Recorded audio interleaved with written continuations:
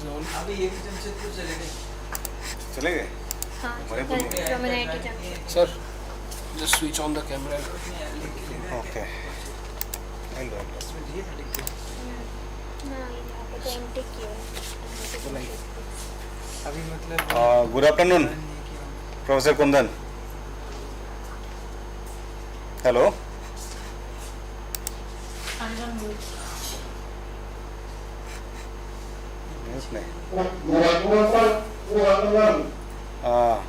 How are you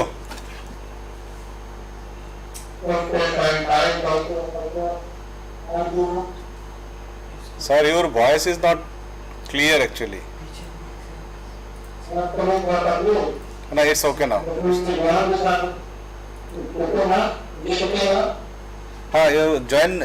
You can try rejoining. This voice is not clear.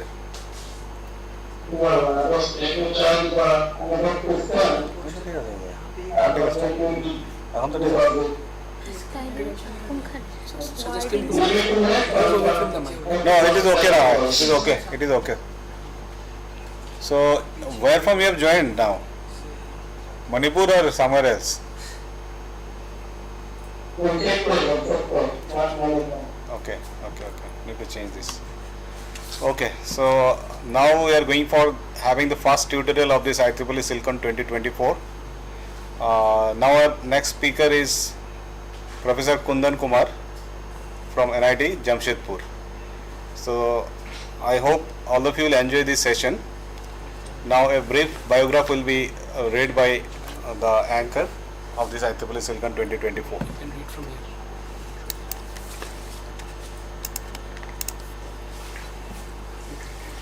Dr. Kundan Kumar is presently working as an assistant professor in Department of Electrical Engineering at NIT Jamshedpur. He has worked as an assistant professor from Kalinga Institute of Industrial Technology, Bhubaneswar. He received the silver medal of securing the first position during his MTech course. He has also awarded a university fellowship for a PhD course at University of Padova, Italy. He has also been awarded the Best Presentation Recognition Award at IEEE held in Japan in 2015 and the Best Paper Award in IEEE at Bilaspur. He has published more than 50 research articles in reputed international journals and conference proceedings, 7 book chapters and 5 Indian patents. He has published one edited book entitled Electric Vehicle Propulsion Drives and Charging Systems. His research interests include electric vehicles and their charging infrastructures, wireless power transfer system, dynamic wireless charging systems, propulsion drive system for EVs, application of wide bandgap semiconductor devices, high efficiency power converters, soft switching, multi-port converters, single active bridge, dual active bridge, then bridge converters, offshore wind and energy system, and many more. So proceeding to his lecture, sir, you can proceed. Over to you, sir. Thank you so much. I'm trying to join with the laptop and then we'll start. Okay. Just a second.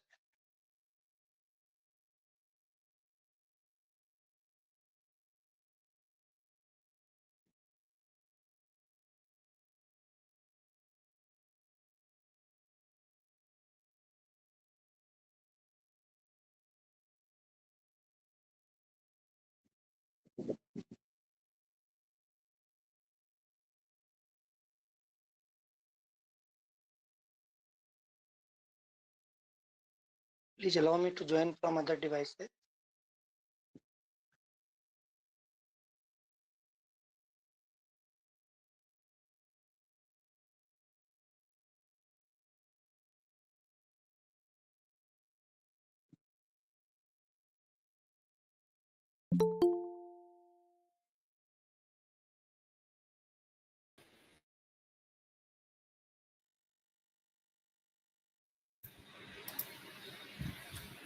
Am I audible there? Please confirm if my voice is audible properly. Okay. So thank you so much once again for your brief introduction. Let me share my screen and then I will start the topic as we have discussed, as the coordinators briefed about the topic as well as the speakers. Basically, we will be discussing on the my screen is properly visible to you. Yeah. Okay. Okay. So basically, as we have discussed, the basically we will be discussing about the dynamic wireless charging design, integration, and challenges. Basically, if you talk about the charging infrastructure, we are having different charging infrastructures like wired charging as well as wireless charging. The basic hurdles about the for the electric vehicles. It is not the problem of designing of electric vehicles. The basic problem of the vehicles is to charge these vehicles, because as we know that the IC engine vehicles, we are having everywhere the refueling stations, while in the case of electric vehicles we are having very limited charging infrastructure, limited charging stations. That is the main concerned about the vehicles, electric vehicles basically. So we'll start this presentation like with the contents like electric vehicles overviews, then charging essentials, then we'll come up to the dynamic wireless charging system. Before dynamic wireless charging system, we'll discuss about also the static, how the what are the basic differences in static wireless charging system as well as dynamic wireless charging system. So and then we'll discuss about the design analysis, what are the basic design criteria is there, then applications and implementations, then ongoing research and developments, what are the basic developments are going on in the field of dynamic wireless charging system. So looking at the electric vehicles basically that a vehicle in which we are using one or more electric motors, which those motors are also called as traction motors for the propulsion purposes. An electric vehicle may be used, may be powered through a collector system by electricity from off vehicle sources, or as well as either you can use the battery, solar panels, fuel cells, as well as electric generators. And those generators, once we are talking about the locomotives also, there we are using generators where we are fueling the, we are feeding the fuels and we are converting from electric fuel to electricity. But those are like we are if we talk about the electric mobility, those are like where we are using either battery as well as solar panels as well as fuel cells, ultra capacitors. These things we are using in the electric vehicles. Basically, if you are using the electric motors for driving your vehicle or for propulsion purposes, those motors are called like those vehicles are called electric vehicles, pure electric vehicles. If you are having the like a combination of IC engine as well as electric motors, those are called as a hybrid electric vehicles. So basically, we are focusing on electric vehicles, and then we'll discuss about the charging infrastructure. If you see, this is the two-wheelers, then these are the three-wheelers of electric vehicles. Then these are the wired charging. This is a four-wheeler electric vehicle where the wired charging systems are there. The vehicles are charging through the wired connection. Then this is the wireless charging system where the vehicles are charging without a wired connection. Okay, so and if the vehicle, I will discuss about the what are the static charging as well as dynamic charging. These are the underwater vessels, then electric aircrafts as well as electric spacecrafts. Everywhere we are using the electric motors as well as battery power supply to run those vehicles, either for either underwater vehicles as well as spacecrafts or as road transportation. So if you see about the charging essentials or basically the charging infrastructure, if you see like basic structure of charging infrastructure or charging system, if you see the conductive charging, where we are taking the power supply from grid, and then it will have the transformer for step up, step down voltages. Then we have the AC input filters. All those things are connected to the rectifiers, and rectifier will convert from AC to DC. With the filters are also there, so they will, and that will be like it will be connected. Basically, this is a DC voltage, DC link voltages are there here, and then the chopper, and then filter. So basically, it is the simple diagram. But if you see, we are using also solid state transformer also, where the isolations, like once you use the high power charging infrastructure, high power uh, mm, chargers. So there we required isolation between primary and secondary, or between input and output side. This is a just a simple circuit diagram where we could see for the level 1 or level 2 chargers we are using this one. But here where we are having the DC link, that is the basically you could put the solid state transformer also, where the primary input is DC as well as output AC. In between, the basic concept for isolation is like, once we are using the high power density equipments, then if you are making any fault at the secondary side, that should not affect the your primary side circuit and as well. So basically, I have not given much focus to the conductive charging. We'll discuss about more and more about the wireless charging. So we see the different charging infrastructures. As we know that level 1 charging, level 2 charging, then place charging, and then level 3 as well as DC fast charging. So there are different charging infrastructure, and in all the chargings there are different voltage level, different ampere levels, charging load capacities are different. Then the charging time are also different in different categories. If you see here in this case, like in the charging level 1 and level 2, residential one, where the voltage level is 120 volt, and that is basically single phase, while in this case like a voltage capacity is increased even though it is having a single phase. But if you see here in the level 3 or in DC fast charging, the voltage capacity as well as the phases value are also changed, the 3 phase. And if you see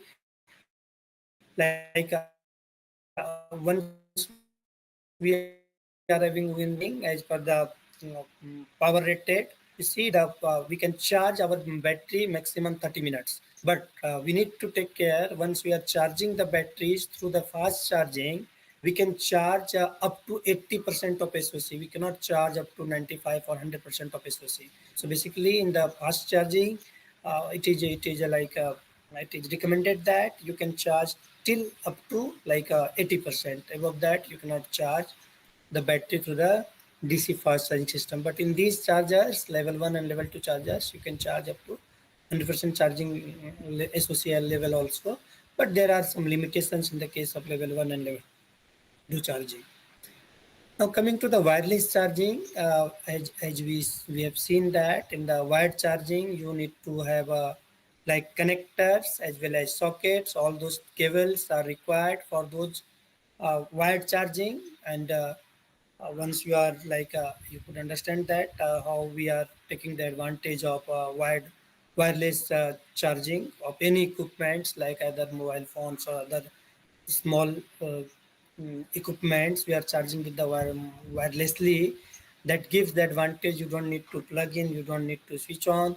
Just you put your devices nearby the transmitter coil or transmitter chargers. Okay.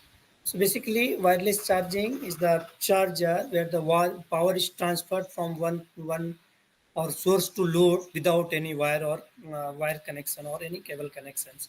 If you see here, this is the transmitter side circuits, and this is the receiver side circuits, where you see the power supply, then transmitting devices. I will show you the different circuit diagrams, how the various components are connected. And in the case of wireless power transfer charging, there are different types, like capacitive charging, which is suitable for only low power, then magnetic WPT, that wireless power transfer system, that is inductive, which is mostly used for nowadays for the vehicle charging. Then we are also having the electromagnetic radiation WPT charging, and this will can be this maybe the future scope of work where it is like electromagnetic radiation charging can be charged with the higher distance even in kilometers, but the limitations of magnetic resonance system, it can be charged in the centimeter, like the different distance between or air gap between the primary and secondary coil. It is in centimeter or maximum millimeter, not more than 1 meter, like 30 centimeters, 60 centimeters, something like that. So basically, the three main components of the WFT system: power supply of the transmitter, coupled coils, and power conditioning for proper load supply. So we'll see one by one how like so you see, this is the static wireless charging infrastructure, where this is the basic circuit diagram. If you see this one, this is the grid side, or you could say the transmitter side, and this is the vehicle side. If in this case you see the grid supply is coming, and it can be rectified with the PFC rectifier, because PFC is required to DC link DC link capacitors are there. Then we are having the high frequency inverter, because you need to convert this DC voltage to very high DC voltage to a AC voltage with the very high frequency transform frequency inverter. So like this inverter used to operate either 80 kilohertz as well as 100, even higher than 100 kilohertz.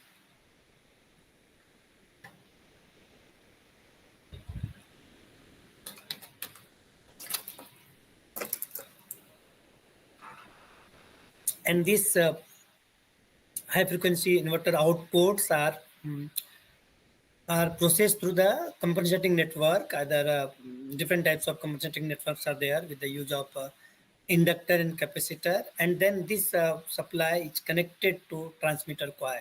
So now transmitter coil will be energized with the inverter, and this transmitter coil will transmit the power to the receiver coil with the with the concept of Faraday's law of induction.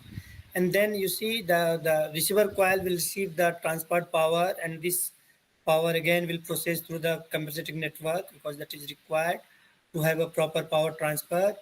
And then we are having the diode rectifier, because we need to convert this AC supply to DC, because our battery is in a form of DC. So then diode rectifier will convert AC to DC supply, that receiver supply into DC. And then we are having again DC chopper to have a proper voltage and current profile of the for the charging of your battery. So this is this set is called a coupling system, and these are called supply system, as well as this complete is called transmitting system, and this complete setup is called receiving system. So now these are the some of the pictures. If you could see, okay, one before this, you see this is the wireless static wireless charging system, where the transmitter coils or transmitter pads are put up on the road or buried on the ground, and then you need to park your vehicle aligning to that charging coil. So once you align properly, your because you see the secondary coil or this setup is basically on board on the vehicle, and this primary side grid side equipments are buried on the ground. So you could see here it is ignition is started, and now vehicle can be charged as per your requirement. Whenever you want to stop it, just all the sensors and all the AI technologies are inbuilt here, so you can stop charging, and you can take your vehicle. So basically this is called static wireless charging, where our vehicle is static, vehicle is not moving here. So, and basically wireless charging are having three types. Basically one is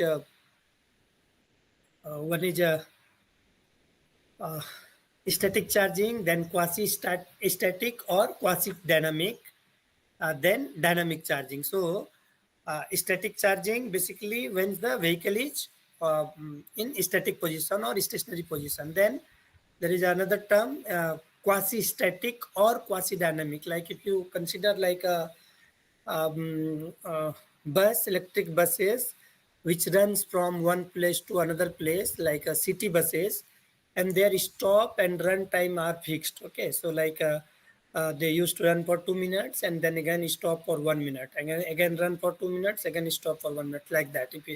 If their paths are fixed, so in that case, like when the vehicles are running and stopping, again running and stopping, like that, such type of charging facilities are means even it is running, then again it is charging, again when it is stop at the bus stop, again continuously it is charging.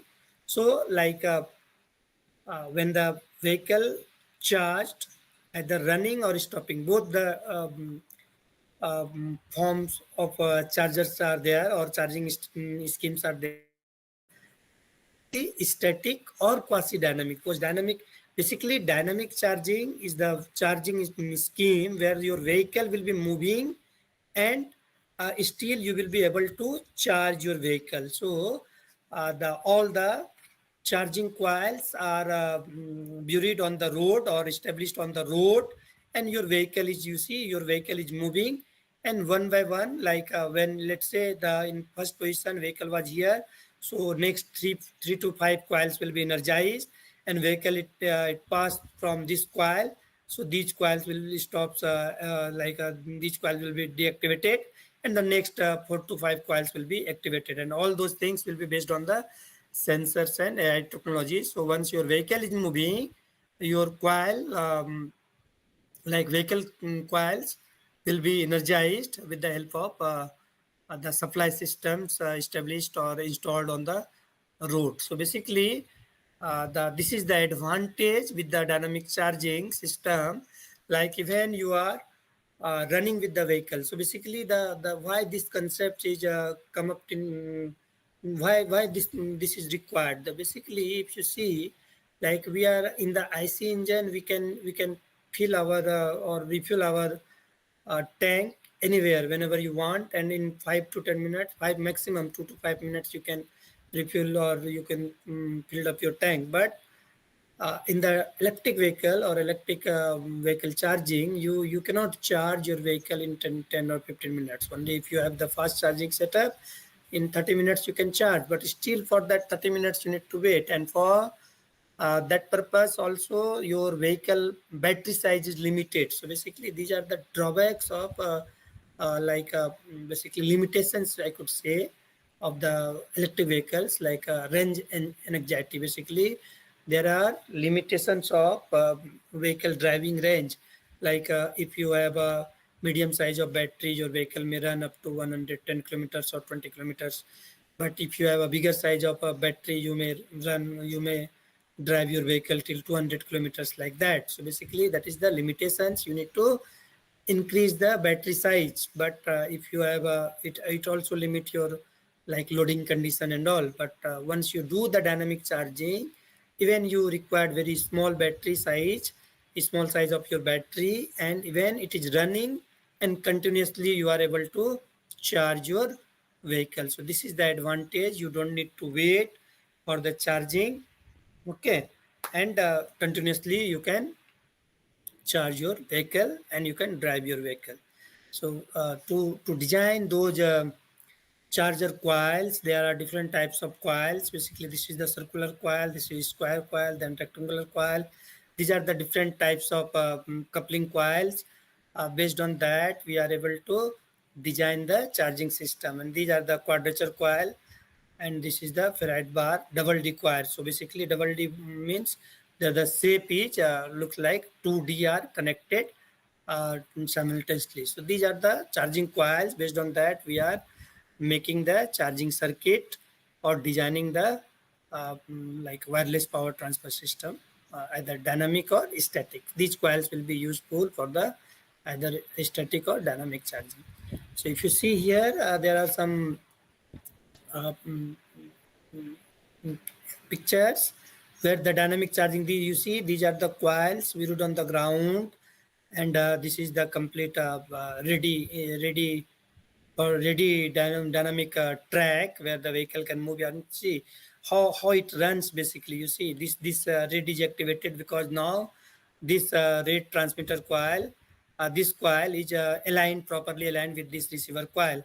So once you are aligned with the which coil, any one of the transmitter coil, your vehicle will start charging. So once you move from here to here, then this will start deactivated. These coils will be deactivated, and next coils will be activated. So this vehicle is moving. So this coil after this coil after this coil. This way, this receiver is taking power from the transmitter coils. Okay, and you see this is the same way, like multiple coil structures are buried on the ground, on the road, and you can drive your vehicle. But only the thing is that once you want to take the advantage of dynamic charging, you must be driving your vehicle on the specified track. You cannot drive here and there, because it is and the other limitations, basically only limitations of the dynamic charging is that the capital cost or investment, you need to invest much amount, very much capital cost to build all those roads with the coils and all the supply system equipments. Because you see, to energize these coils you require grid power supply, either grid power supply or any way you are giving the power supply through wind, or through either through microgrid or through like with the help of that basically solar power. So like that is the one of the things you need to supply. But after that also you need to rectify it. You need to put the high frequency inverter, and then you need to energize and de-energize each one of the coils. So that is the basic basic role here you need to activate. So basically, and then you required also the control circuits, all those sensors, AI technology. So basically, these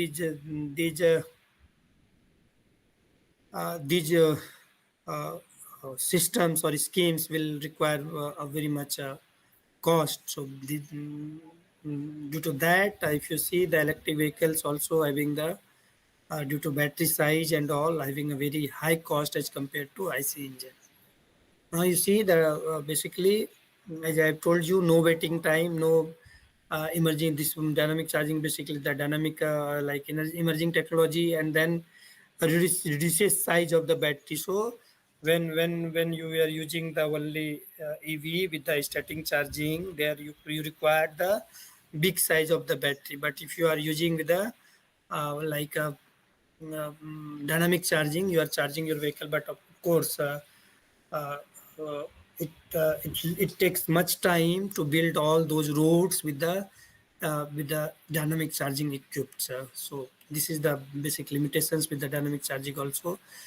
So if you see, this is the equivalent circuit diagram of DWC system. Here, as I have told you, this is grid supply. Then we have a rectifier circuit, and then PFC circuit combined with the rectifier and PFC circuit. You are having a DC, and then you are having the HFI. It's looks like simple. If you see the circuit wise, it is inverter, but the operation of all these switches with the help of very high frequency controlling, that is 85 kilohertz as well as higher value.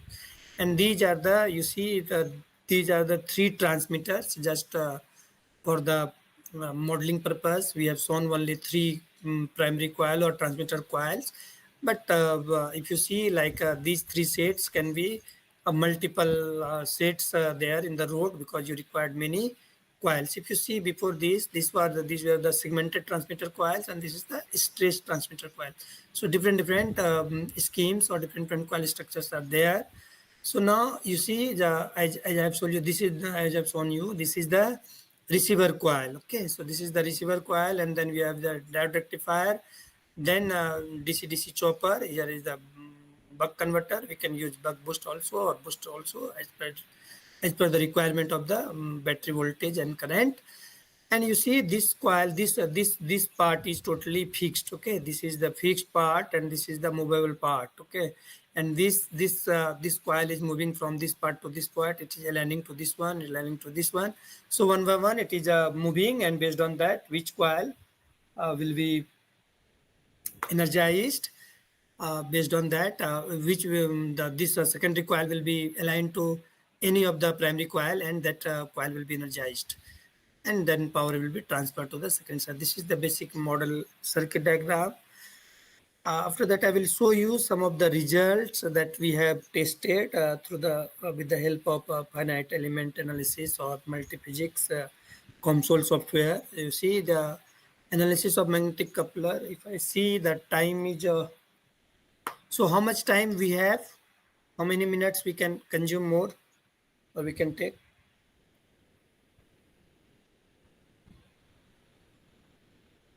Anyone is there? Can you tell me? More 15 minutes. Okay. Okay, so I will try to finish it before that. So basically, you see the magnetic coupler. So here we have used the different types of coils. So this is the first one, that is the DD and DD. So primary side double D coils are there, as well as secondary side also double D coils are there. You could see here double D here and double D here also. If you see here in the secondary one, second one or B1, that is the rectangular coil in the transmitter side and double D coil in the receiver side. Then in the case of C, you see the area of rectangular coils as well as rectangular coil in the secondary side. And then we are having the area of rectangular coil and double D coil in the secondary side. So these are the different types of coil structures, and we have seen that once we compared the results of all these coil structures, we found that in the case of D or number D, or in the case of area of rectangular in the primary side and the DD coil in the secondary side, we are having the higher value of mutual inductances. So basically, our focus is to enhance the mutual inductances value such that we will have the higher value of power transfer. So now if you see there, the self-inductance variation with length and width. So like once we increase or we change the length and width of the coil, so based on that our self-inductance as well as mutual inductance will also vary. So you see here, like width is varied like 0.05 to 0.2, so basically 20 centimeter here, and length is varied up to 40 centimeters, and we have found that the self-inductance is varying like this. So this is the higher value. So once you change the value of length and width of the coil, the mutual inductance as well as self-inductance will be also varying. If you and the other part is also there, like we are using also like shield, shielding as well as different types of core, so ferrite core as well as shield. So if you see here, just we have analyze the flux density of the while analyzing the primary to secondary coils. We found that once we are putting the shield and core, shielding for the coils and core in between the coils, once we are using, there we found that the mutual inductance as well as flux density is varying like this. So this is the basically with the shield, we are using with the shield, and this is the flux density of coil in per unit, and this is the with the shield and core. So if you compare this one, and we find that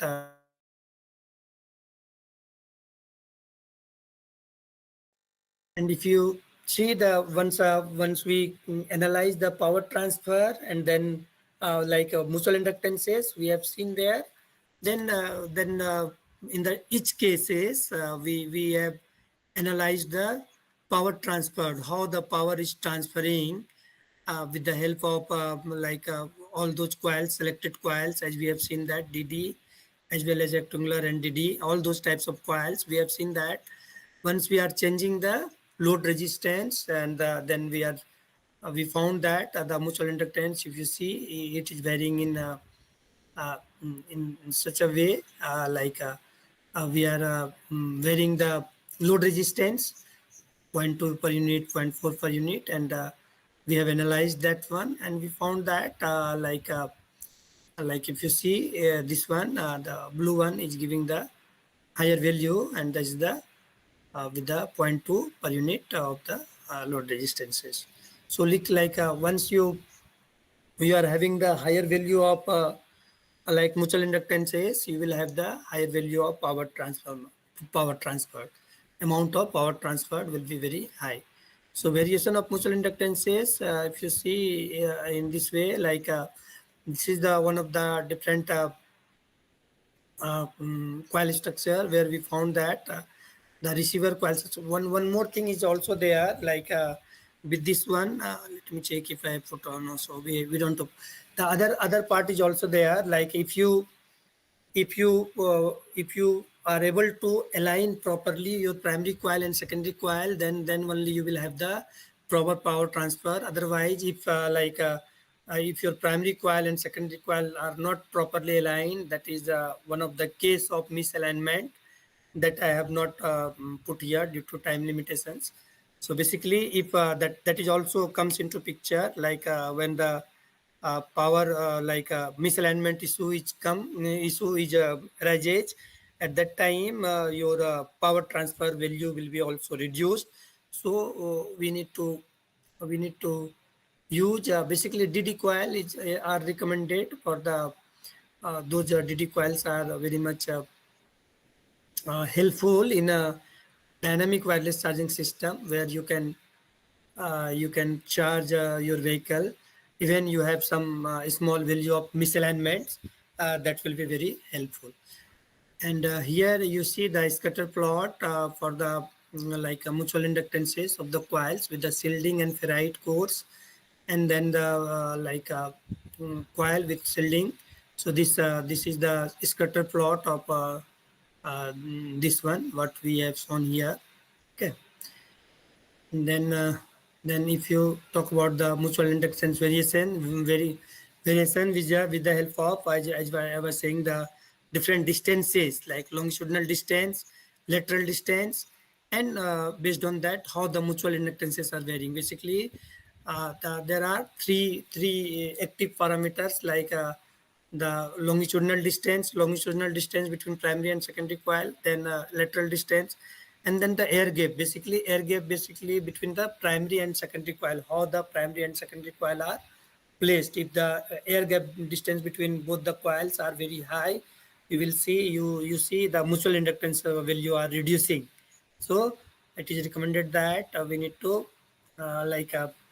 keep the air gap distance as optimized, so 20 to 30 centimeters, which is the basically the road clearance. You could understand that road clearance distance, that one. So basically from this graph you could understand that once we are increasing the distance or air gap between primary and secondary, the mutual inductance value are reducing, and once mutual inductances are reducing, then the power transfer value will be reduced. So there are forthcoming projects Web City projects, that is 23, 25. This is then the EV-ROM project. It will be it is running with the 24 to 26. Then e-motion projects. And there are different, you see, if you see that Land Rover as well as testing straight occur on 400-meter tracks in Coventry, UK. These are the foreign projects. These are under process, and those will be in active in future.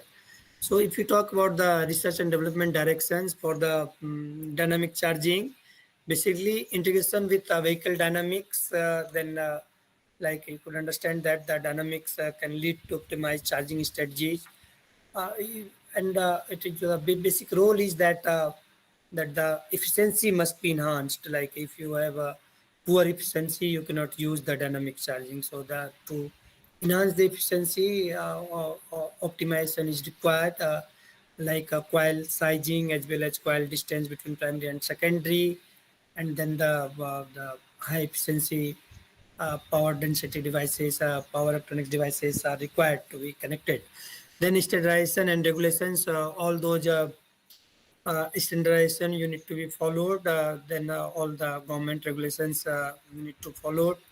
Then scalability and deployment considerations. So, as I have told you earlier, the deployment is very much hectic task for the DWC system, as well as in this one, the cost will also comes into picture. Then also the which road should be the DWC track or which not, like all those things will come into picture. Then advanced simulation and modeling, these things can be done with the help of high computing softwares. And then exploration and alternative applications. So beyond electric vehicles, exploring alternative applications of technology in areas such as renewable energy systems, consumer electronics, industrial automations, can new markets and opportunities for innovations.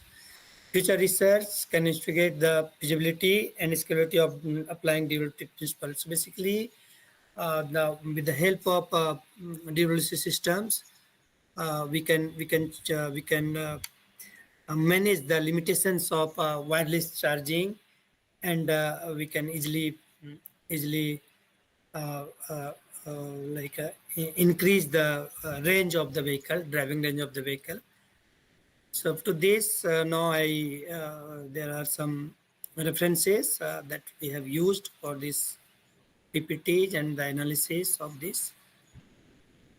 So thank you for your kind attention. If you have any questions, you are welcome. Please, it is over to you.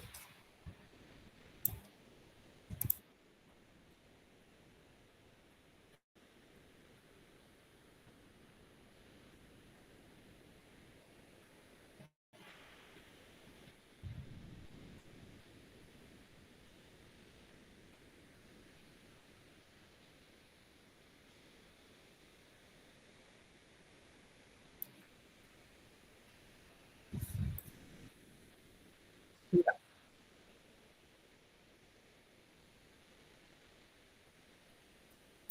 yeah, yeah.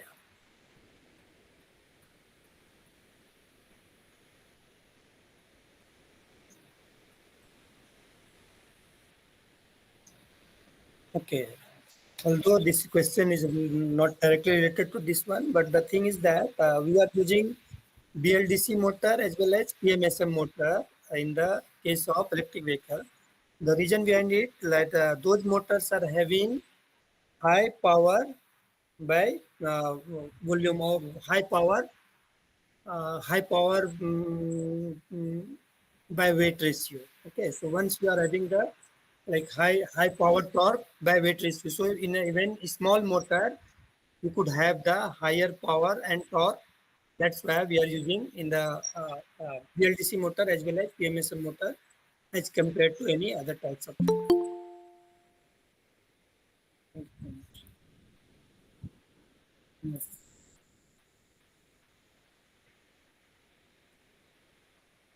Yeah, yeah, I will share, and after that you may share. Okay, thank you. Akshay sir, how are you? Good evening, good afternoon. You are mute, sir. You are muted, sir. You are mute, sir. Oh, yes, all good. Yeah. How are you? Where are you now? Thank you, sir. I am in Jamshedpur. I forgot to mention that I have already joined. No, that's fine. Congratulations. Yeah. Yeah, thank you so much, sir. So, any more questions from audience side, please?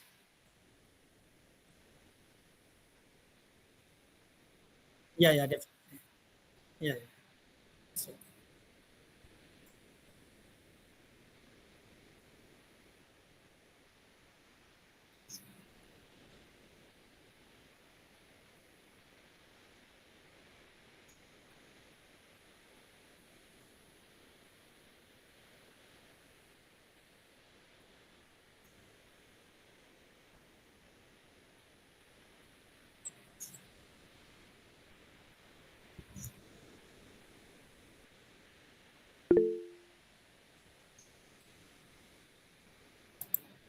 thank you. Thank you so much.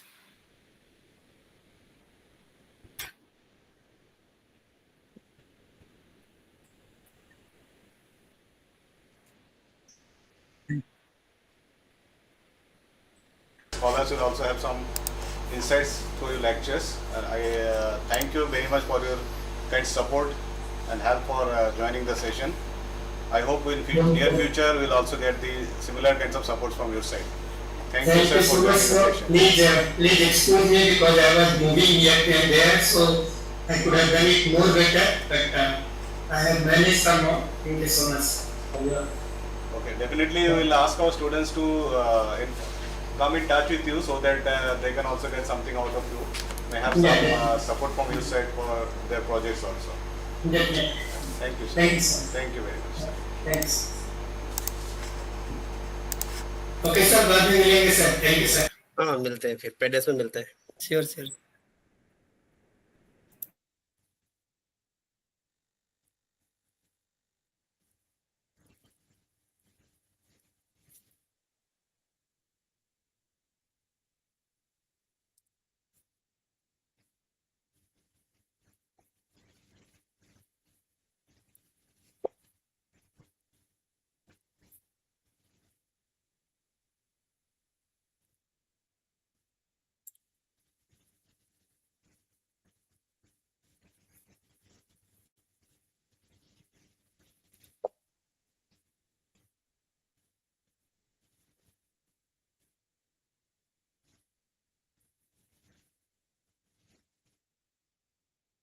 Yeah, sure. No worry. We have time anyways.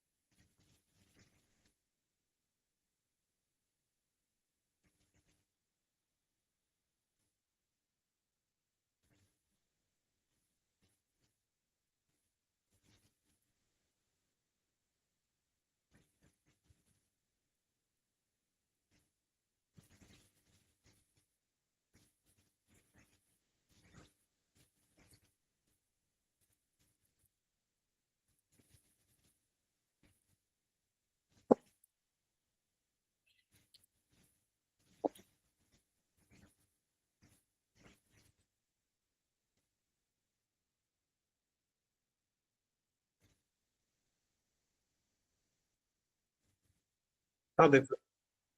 हाँ good afternoon.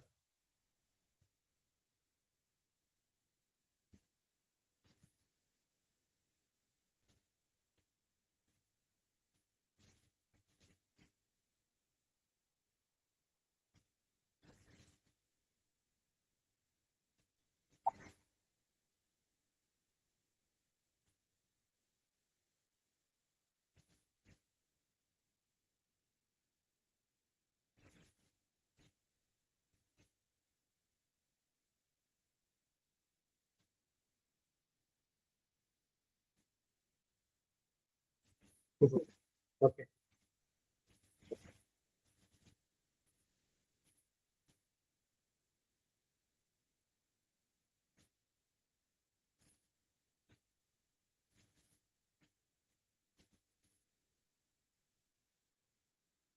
Drives.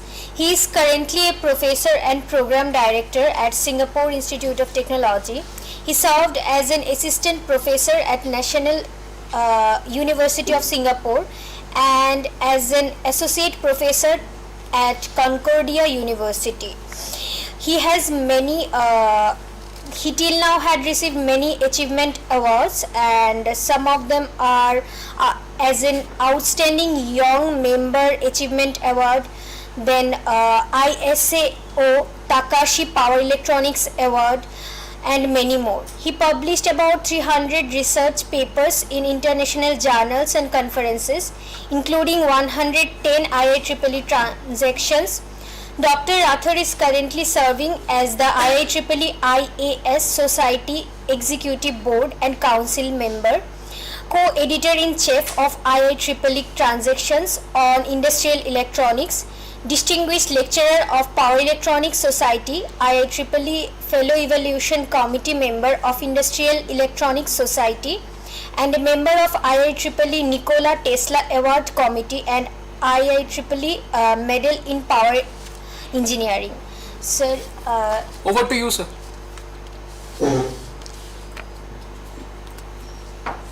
Let me share my screen. Thank you for the introduction part.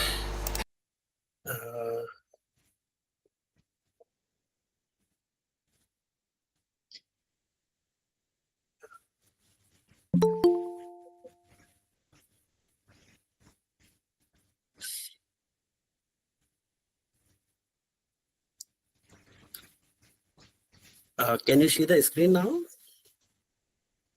And slides are moving? Moving. Slides are moving, right? Okay, yeah. No, I ask this because sometimes slide gets stuck. Okay, so today basically I will show you some of the research work that my students have done. I just guided them and mentored them, and they have done remarkable research. And majority of the students are from India. And the purpose of this lecture is to basically trigger the minds, the young minds of scholars, that research is very simple. If you are very good in fundamentals, then advanced research or advanced education is really simple, provided fundamentals are clear. Any research is fully based on fundamentals that I will show you today. Okay, and this research has been remarkable. That gives me a lot of accomplishments, awards, recognitions, and my involvement in services like editor-in-chief, awards committees, fellow committees, and more beyond that. Because of this visibility due to fast and simple, quick research based on fundamentals. Okay, so I will just discuss with you a few fundamental research that my students did. Okay, so not to waste time on these slides, but we all know that power electronics is picking up now. At one point of time, power electronics was saturating, industries were saturating. But right now, electrification is a key subject of research everywhere. Okay, and because of that, power electronics has become an important topic. Okay, for example, either it is cars or buses, ground transportation, either it is more electric aircraft, or it is basically electric sea vessels, ships, tugboats, harbor crafts, etc. Once you have a battery or fuel cells inside, in order to drive the motor, you need an inverter. Okay, and that is the power electronics. And in order to charge the battery, you need a converter, AC to DC rectifier. That itself again is a power electronics. Okay, similarly, if we talk about renewable energy integration, in order to go for net zero, so that we do not generate from the coal-based generation, then again we need power electronics. If it is wind turbine, we need rectifiers. If it is solar panels, we need DC to DC converter. If it is battery energy storage, then we need bidirectional DC to DC converter. And then finally, we need inverter in order to support our AC electrical load, because our load is AC, right? Even though load can be DC, but somehow the plug that we receive at home, the wall outlets are AC. Okay, so we need a different variety of power electronics, right? And similarly, if you go to the industry, you will see basically a rectifier and inverter system, two-stage, in order to do variable frequency, variable voltage, variable frequency control, in order to control the speed of the motors in manufacturing industries. Okay, so there is no way to escape with the power electronics, but power electronics industries are growing now. Okay, it is a time to open even startups. Okay, because high density, high efficiency, and reliable power electronics is the major topic of research. Okay, because of renewable integration and transportation electrification. Okay, majority of the researchers in the world, they basically work on the voltage fed converters. But today I will show you current fed DC to DC converters. Okay, people are not confident on this current fed DC to DC converter because of its issues. But that fundamental issues we have solved in our research laboratory. Okay, yeah. So this work that I will show you first was done by two students. Both the students, they came for PhD with me just after their bachelor degree. Both of them were only 21 years old. And they both finished their degree in 3 years, 3 or 3.5 years. So they were less than 25. Okay. And The first student, Pen Shuwei, was basically in bachelor's in information technology, not in electrical engineering. But you will see he did his PhD with me in 3 years, 9 IEEE transactions, and now he is associate professor in Harbin Institute of Technology, China, which is one of the richest schools there. And his thesis was given the best thesis award. And then Satrupa, who is now in Eton, but she was in Belgium, then Oak Ridge National Laboratory, US. She received one award from the IEEE and the best thesis award as well. So after bachelor degree, just the fundamental knowledge, right? And they did very well there. Okay. So this work is basically on high frequency power converters, and in high frequency, we all know that the problem is switching losses during turn on and turn off. So this is power loss, this plus this multiplied by switching frequency.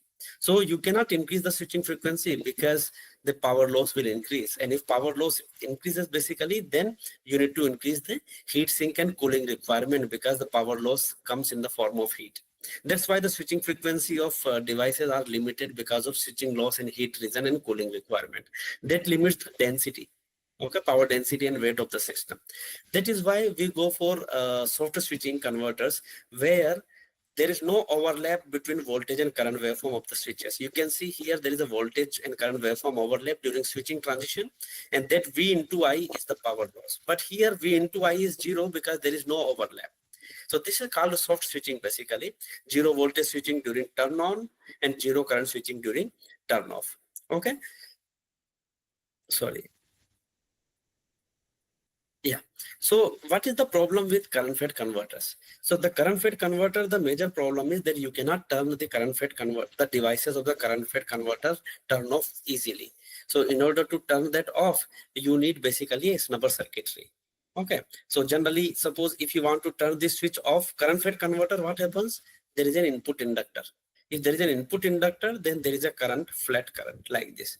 If the switch is turned off, then current cannot flow through the switch because it is off, cannot flow through diode, cathode to anode. Okay, then it flows through the capacitor. And this device capacitor is very small, of the order of picofarad. Okay, so in order to convert the energy from Li square to CV square, and C is picofarad, then value of voltage will be quite large, like this spike over overshoot, and this will damage the device. And if you want to use over voltage devices, then over voltage devices will be a challenge in terms of cost as well as efficiency, because high voltage devices have high resistance actually. Right. That's why people prefer snubber, RC snubber, RCD snubber, LCD snubber, etc. But this is not a good choice because you see the products looks like this. So industry does not prefer that. Okay. So because of that, we should need a solution that can remove the snubber. So this has been a problem for decades actually, almost for a century, and nobody could solve it. Everybody was using snubbers, and that's why industry was not confident on it. Okay, then we decided that okay, since current through the inductor cannot current through the inductor is going through, once the switch is turned off, it cannot flow through the diode, it goes through the capacitor. But what we can do is that instead it goes through the capacitor, we can basically divert it to another circuit. Okay, so researchers thought of it, but they cannot even divert it through another circuit also, because in an isolated DC to DC converter, there is a transformer, and the transformer leakage inductance is the inductance. Okay, yeah. So what is the property of inductor? The current through the inductor cannot be changed instantaneously. Now we are talking about switching frequency in kilohertz, where the switching time is microsecond, and current cannot change through instantaneously, and in microsecond immediately current goes through the capacitor. Okay, but we thought of basically another concept, that current through the inductor cannot be changed instantaneously, but current through the inductor can be changed provided there is a voltage across it. So this is a fundamental equation. So always there is a problem and there is a solution. There is a fundamental problem and there is a fundamental solution. Okay, now so we basically use this, that okay, if I can apply a voltage across this inductor, then current through this inductor will start changing. Okay, if the current through this inductor changes, it means this current is coming from this point A, and this point the current is coming from here, inductor, which was earlier going through the switch. But if the voltage comes across this inductor and its current starts changing, So this current is started increasing and this current is coming from here, right? From point A. So from Kirchhoff current law, this is another fundamental, Kirchhoff current law. If current at point A should be fixed, if this is the constant current, if this is increasing, then this should be decreasing. Okay, so whatever current here IL1, suppose 10 ampere, and if this current becomes 10 ampere, then this current will become 0. And if this current becomes 0, then you are basically ready to turn the switch off. Then there is no current that will flow through the capacitor. So if you can do this, then basically your problem is solved with just two fundamental equations, Kirchhoff current law and Kirchhoff voltage law, right? So we did it actually. What did we do? That we have basically applied. So here on secondary side, instead of diode, we have used the switches. Okay, we have used the switches. So the normal operation is that the diode conduct, and immediately we turn the switches on. When the diode conduct, the voltage V0 by N appears across the transformer, appears across through this, and because of that you can see current is increasing, and because of that you can see current through the, this is ILK, and the current through the switch is decreasing. Okay, but now that's it, diode job is over. But immediately we turn the switch on, and current through the transformer again increase, and the current through the switch again decrease. Okay, when this transformer current becomes equals to the inductor current, then the switch current becomes 0. Okay, now you can basically turn the switch off. This is called zero current switching. Or if you further continue the switches to be on, then what happens? Current goes in the negative direction, and then diode start conducting, which is zero current switching. Okay, and then you can turn the switch off.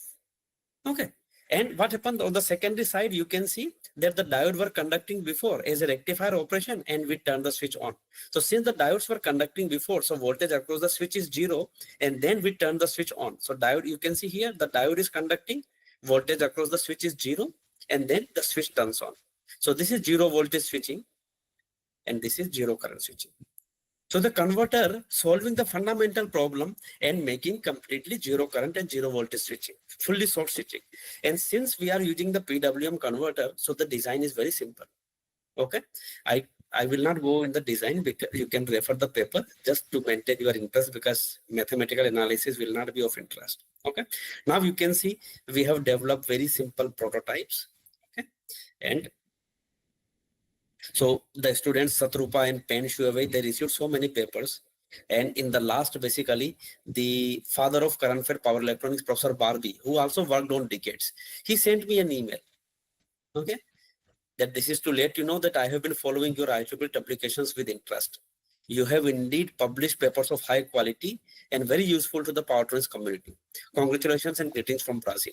Because he was surprised to see this change, which was a remarkable change. So we did not put anything. We just provided a simple concept, and we removed the snubber. And you can see that how nice the results are. We have done for various prototypes. Okay, but the first prototype I showed you, these are the results. You can see the 2 input inductors. This is the gating signal. Okay, you can see the gate signal is on, but current through the switch started decreasing. Current through the transformer started increasing. Okay, this negative current is the body diode, and then this is the switch voltage. So you can see, and you see the second side, the diodes are conducting, and then the gating signal is turned on, and you can see the switch started conducting. So when the switch is diode conducting, you can see the voltage across the switch is 0, then it is turned on, then again it is 0 because the switch is conducting. So 0 voltage switching and 0 current switching, and you can see how clean the experimental results are. Not even a single ringing you can see. Okay, when I presented it to Schneider Electric, they were surprised to see that a current fed converter can give you short switching and with this kind of clean results. Okay. Yeah, and when we compare it with the active claim current fed converter, which was very popular because of the research of Professor Barbie, you can see that the peak current becomes half. RMS current through the switch basically reduced by 20% or 40%, sorry, peak current reduced by 40% and RMS current reduced by 20%. And because of that, you can see the transformer VA rating as well as the switch rating goes down, and that gives you basically high density system. Okay, yeah. After that, we have compared another current fed converter, which is a dual active bridge. with a dual active bridge voltage FET converter. And you can see the peak current becomes half, RMS current also becomes half, transformer turns ratio becomes half because current FET converters are boost converters. Okay, so the transformer turns ratio requirement in current FET converter becomes less than the voltage FET converter. And you can see because of all these efficiencies double. And you can see that if we choose, so this is for 12 volt, you can see it is 12 volt, and this is for 48 volt. If we use 48 volt battery, so this is for UPS and this is for transportation. So you can see from 93, it becomes 96 or 97 when voltage is 4 times high and current is 4 times less. And you can see this is almost constantly managed because we are obtaining full range short switching basically without any hurdle. Okay, so you can see if the battery is overcharged, 56 is still high efficiency. If it is basically discharged, 42 volt is still high efficiency. 96, 96, 96, because this is a short switching current FET converter. Okay, yeah. Now later on, these two girls who were also with me, now then they work basically on a unidirectional converter, but a partial resonant converter. People know about resonant converter, that okay, resonant converters are very popular for short switching, but you guys must know that they are popular for short switching, but they are only popular for higher voltage low current. For example, 400 volt and 2.5 ampere 1 kilowatt. But if the thing is opposite, for example 12 volt and 90 ampere, that is also 1 kilowatt, then resonant converters are not popular because the peak current in resonant converter is 2 times of the average current. So if it is 400 volt 2.5, then the peak current is 5 ampere, double. But if it is 12 volt 90 ampere, then peak current is 180 ampere. Then you need to use overcurrent devices which are expensive. Okay, as well as their device capacitance is also quite high. That will result into turn on and turn off switching losses and expensive switches also. Okay, and their partial load efficiency, light load efficiency also goes down because of the peak current and circulating current, because there is one problem with the resonant converter, that if you reduce the load, the current should change, but in resonant converter it does not change. Okay, that's why the partial load or light load efficiency is not that good. So that's what I had mentioned here, that the peak and circulating current in resonant converter does not reduce in proportion with the reduction in the load. That affects the light load efficiency. Okay, efficiency drops down below the full load. Okay, yeah. So now what we have proposed is basically a partial resonance. So we have demonstrated it using both current fed as well as the, both are current fed. I work on current fed converters, but we demonstrated for series resonant as well as parallel resonant converter. And you will see that unlike resonant converter, the circulating current is less. Current fed converter required snubber, but since we are using zero current switching, as we discussed previously, no snubbers required and high efficiency is maintained. Okay, so basically we did it for push-pull converter, but later on we demonstrated it for half bridge, full bridge and more, and published several papers on that. Okay, so what is important thing is basically that current fed converters, unlike voltage fed converter, their duty cycle is always higher than 0.5. So you should know the fundamentals, and after fundamental you have to pick up some points. And from those points, you have to pick up that, okay, this is a unique property of current fed converter. So how we can take advantage of it, right? How we can take advantage of it basically to solve the problems. That's what we did it here, right? In a bidirectional converter, we took the advantage of the switches to turn them on and off. Now here it is unidirectional. So we took advantage basically of these getting signals. So both the switches cannot be off together. Only one is off together. When you want to turn off another one, you have to bring it back. So you can see that if you want to turn S2 off, you have to bring back S1 first. And when you want to turn off S1, you have to bring back S2 first. So overlap. So what happens that since we know the overlap, and what is the purpose of overlap? Basically, that another switch wants to turn off, or another switch wants, and in order to turn off another switch, you are turning on another switch. So basically what we thought that during this overlap period, the resonance should happen. Okay, and that's what you can see. During this overlap period, the resonance happens. Okay, and then there is no resonance, flat current. And then again, overlap comes in, then again resonance happens. And then flat, no overlap, then basically this is zero current. Okay, so you can see And which is the purpose of resonant converter? Soft switching. And soft switching is required during turn on as well as turn off. When the switch is conducting, you don't need a soft switching at all. So that's why this is a partial resonance that happens during turn on as well as that happens during turn off. And there is no resonance basically during this period. And because of that, peak current is less, circulating current is less, and switching losses are gone, but RMS current is less because there is no peak current, and partial load efficiency basically increases. Okay, so that I will show you in the results. So this is just a design which is a complex, because resonant converter design is always complex compared to PWM converter. So I never advise for a resonant converter unless it becomes essential. If you can get soft switching with pulse width modulation, then that is the best actually.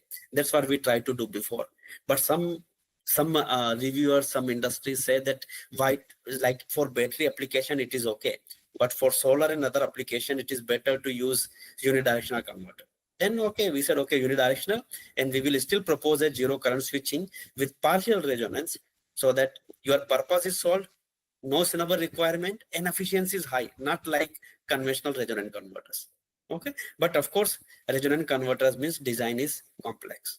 Okay, now you can see from this slide very clearly. So you can see this is resonance happening during this small overlap period, very small. You can see the resonance happens, and there is no resonance after that. And when during turn off, then again resonance is happening. So you can see current is going down to 0, then diode starts conducting. Okay, and that's what you can see, that there is no overshoot. Okay, so this is for 50 volt. Now you can see we have reduced the load to 100 watt, which is 20% of the load. You can see the resonant portion remains as it is. That's what I was telling you before. Resonant current does not change with the load, but you can see the PWM portion has come down from this value to this value, almost 0, which is 20%. But resonant portion remains as it is, 50 volt. Now even you can see 38. You can see this is the resonant portion, and this is PWM portion. Resonant portion remains the same when the current goes down by 20%. But you can see only PWM portion has gone down. So because the portion has gone down, the RMS current decrease. And if RMS current decrease, conduction load decrease. And if conduction loads decrease, your efficiency improve. But in resonant converter, it does not happen. And that's why your partial efficiency goes down. Okay. So again, with the fundamental principle, by producing some short resonance that is required during only switching transition, not during conduction. And then we improved the efficiency, avoided the snubbers, and received the short switching. Okay, yeah. So this was for like push-pull parallel, and the same thing we did for push-pull series also. Okay? Push-pull series also. And again, you can see a resonance during turn on, a resonance during turn off, and very clean results we received again. Efficiency, you can see up to 96% in series and around 94% in parallel. Okay, yeah. So and students basically did a very high quality prototype, same as industry. Okay, so both are very fundamental research in power electronics for short switching applications. Okay, and both are for current fed, and basically both are to avoid the snubber, not to include anything. Okay, yeah. This again has given us quite a few of publications. Okay, now let us talk about electrolytic capacitor. Electrolytic capacitor is very unreliable component in power electronics. But whenever there is a two-stage inverter driving a motor, so suppose if this is a 48 volt, and suppose if you are driving a 440 volt motor, suppose for transportation, or suppose a three-phase backup power system or electric vehicle application, right? Then we need a voltage boost from 48 to almost 600 or 650. Okay, and then people use a electrolytic capacitor here, DC to DC, intermediate DC link, and three-phase inverter. So our purpose is to eliminate it because it is very costly, very bulky, and basically it is unreliable. Most of the time, if any components fails in power electronic system, the technician will come and check first basically electrolytic capacitor. Same thing in the fan. If not, then he will check the devices. That's why people prefer power electronics with less number of devices. Okay, so generally what did we do basically what we did is that people apply basically sinusoidal pulse width modulation, right? But what did we do? We applied basically 6 pulse modulation. right? Since we did reverse engineering, right? Here we have a three-phase sine waveform. So in the reverse direction, it works as a rectifier. And in rectifier, we can see if a three-phase waveform is rectified, then the outcome is this one. This is a three-phase waveform. Once rectified, the outcome is this one, line-to-line waveform, which is 3 pulse. Okay, line-to-line 3 pulse. And that should appear basically here. Okay, so what did we do basically? That we, instead of applying a sinusoidal pulse with modulation, we directly applied this 6 pulse modulation. So this 6 pulse is acting as a reference, and this is the, in red, what you see is basically this triangular carrier waveform. Okay, and you can see that this is almost like constant, because this is line-to-line voltage waveform with almost 10 to 15% ripple. So you can see almost constant, and because of that, duty cycle remains constant. In sinusoidal pulse with modulation, duty cycle varies, and that is a challenging part. But here the good part is that duty cycle remains constant, which is good for the converter. Okay, so here we apply directly this 6 pulse modulation. Okay, now we get basically here this 6 pulse waveform, and since here you already have a 6 pulse waveform, means 6 pulse waveform is giving you the signal that right now it is VAB, and since this is VAB already available here, then I need not to turn the switch on. I just turn this on, VA, and the B is negative, bottom switch of B is on, and C is doing high frequency switching, VAB. So you can see that this is on, A, B is on, and C is doing high frequency switching. And when it comes, suppose VAC, then again VA is on, and the C bottom is on, and B is doing high frequency switching.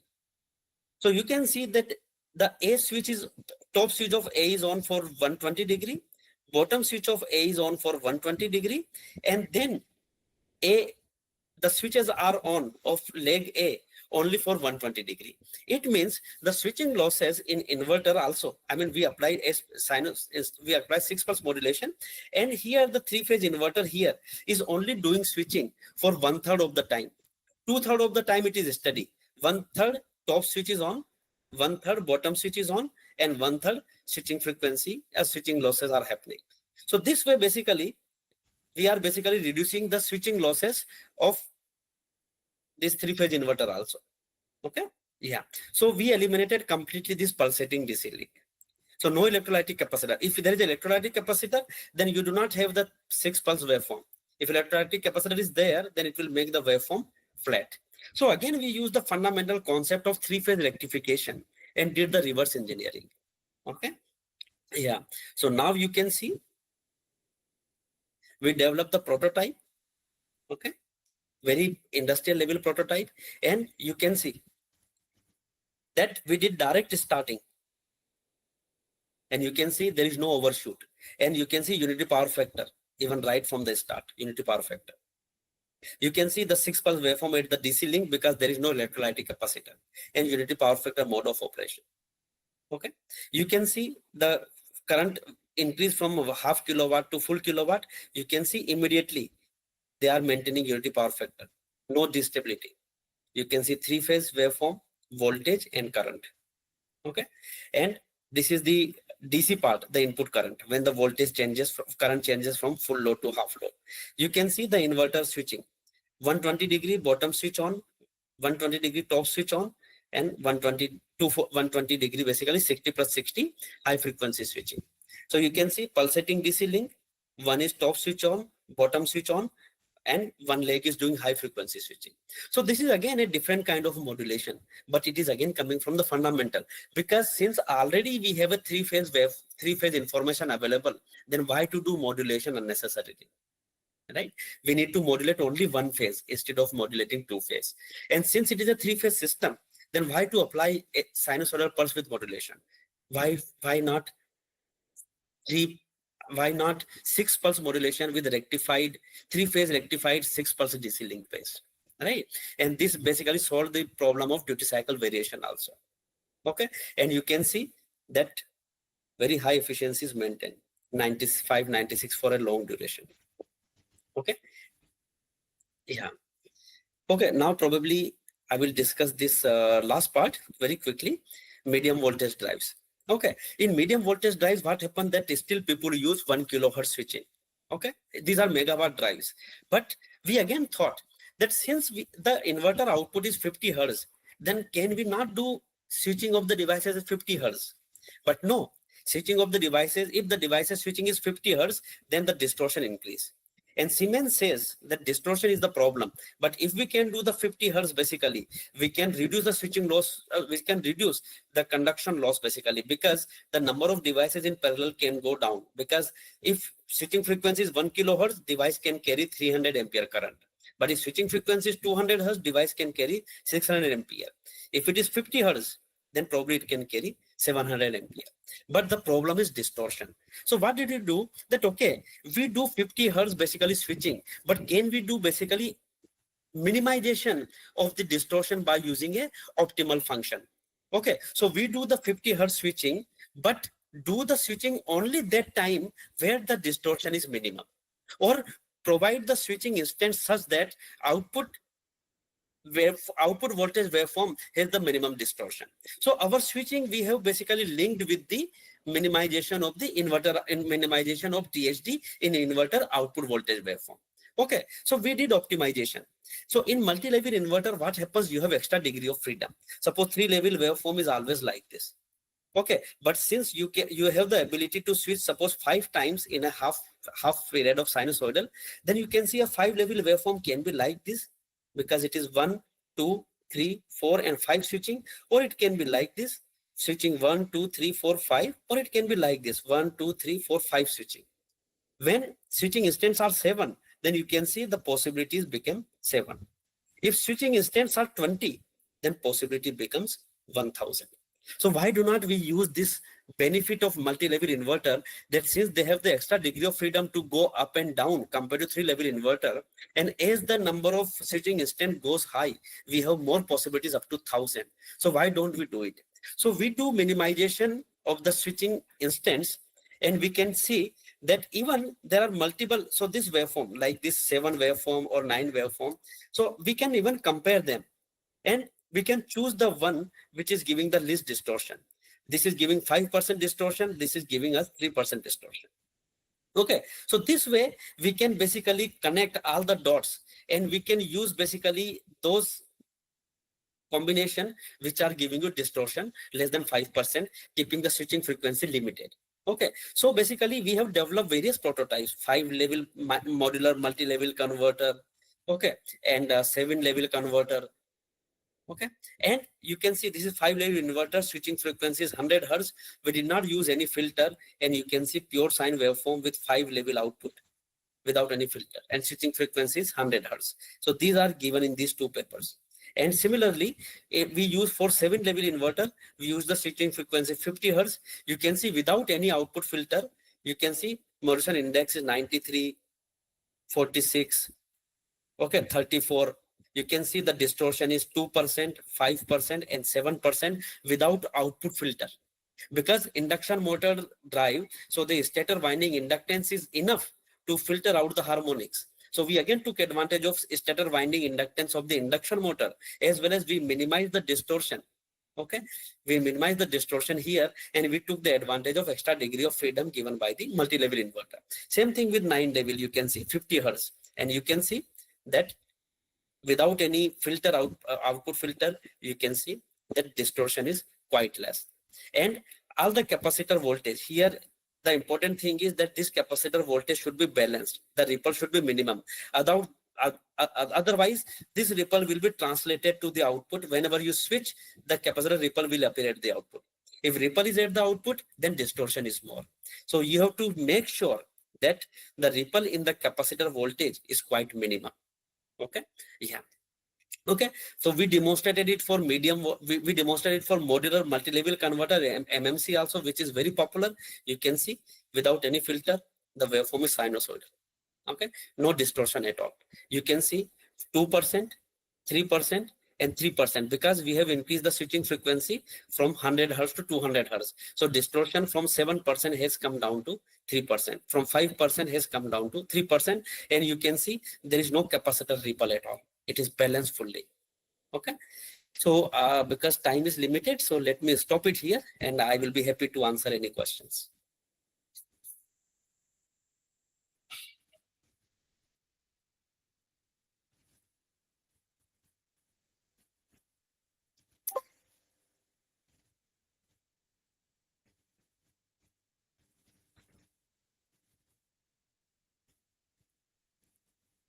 Yeah, now we can take questions. Yeah.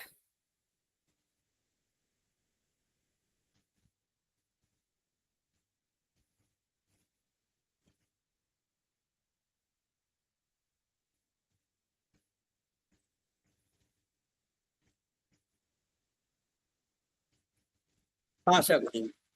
Good evening. Hello, good evening.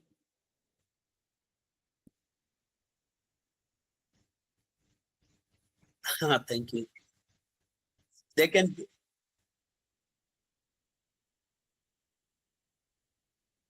yeah, exactly. Exactly. Yes. Yes. Yeah, that's correct. Yeah. And I updated Asha that in next amount from IAS has been approved for 40 travel grant and women in engineering event.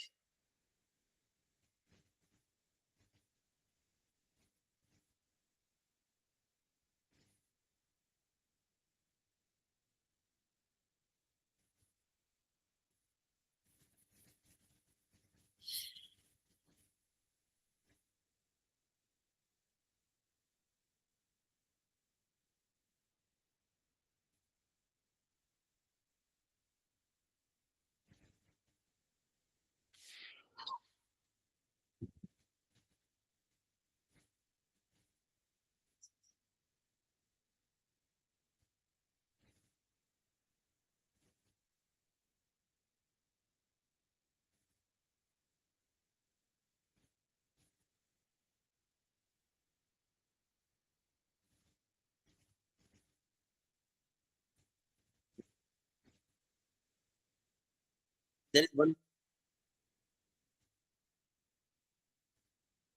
There is a question in the chat basically that why wireless charging will be used over wire charging while there is more losses in wireless charging. So, okay, okay,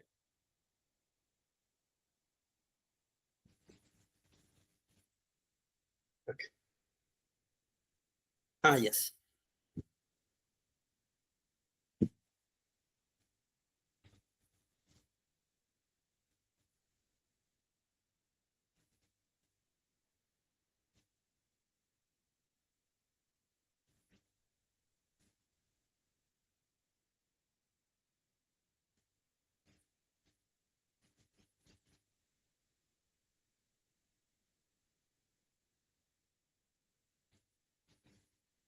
Thank you.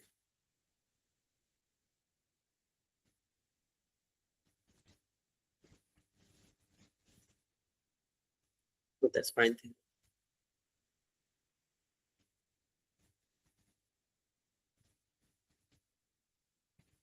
Yeah, most welcome. Thank you.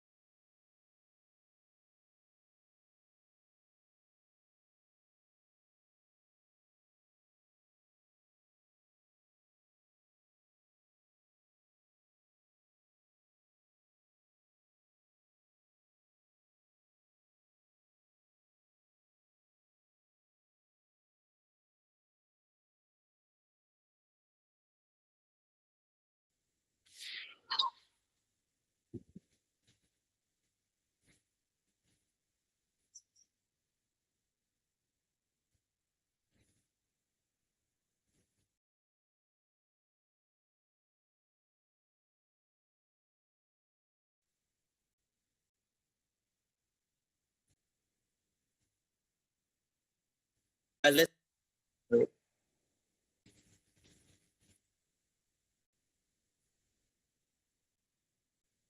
Thank you.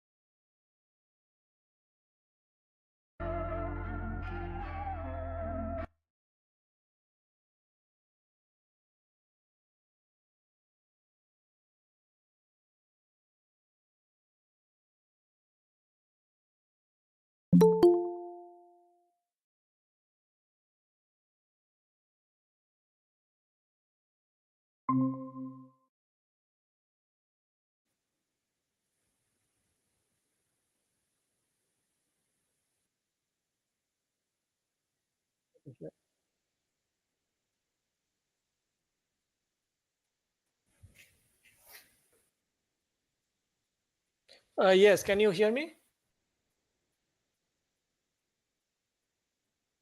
Yeah, sure, sure.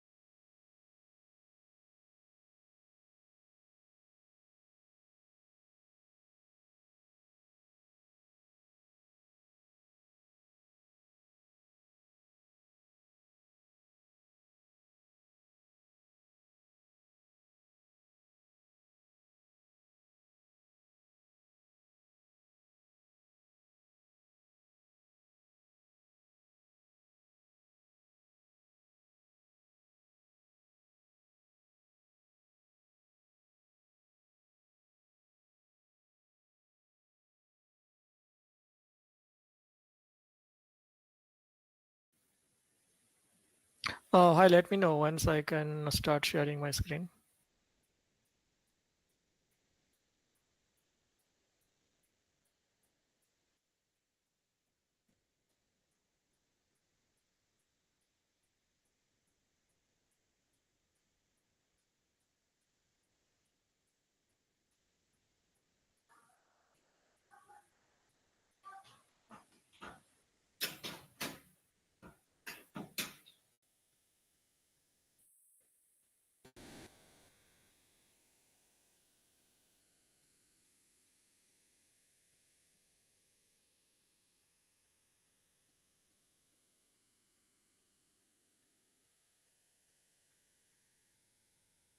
Can you see my presentation screen?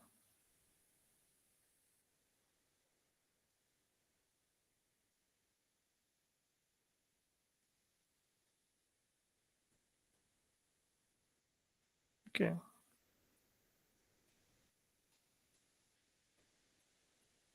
How it is now?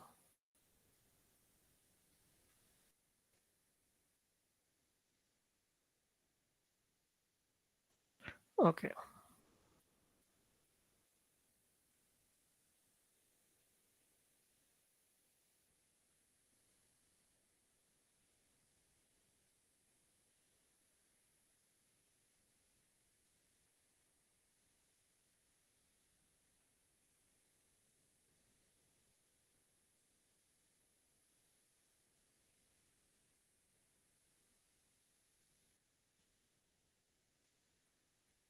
How it is now?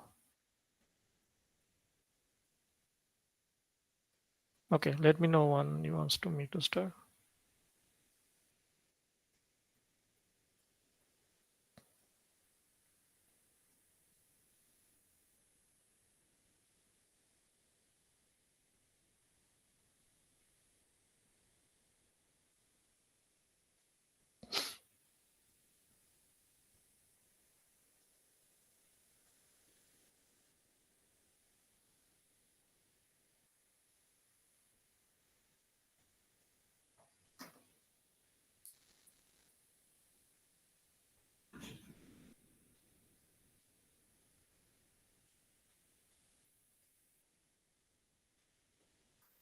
Okay, shall I start?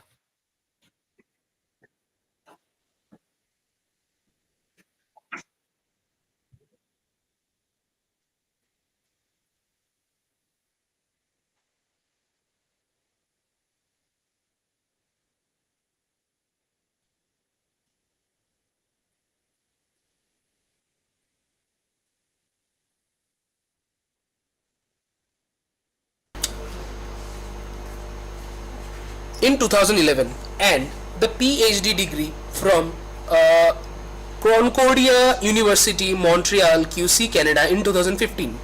He worked with the Experimental Power Grid Center, EPGC, Singapore as a scientist and with the Electrical Engineering Department, National University of Singapore, NUS, as an adjunct lecturer from 2016 to 2019.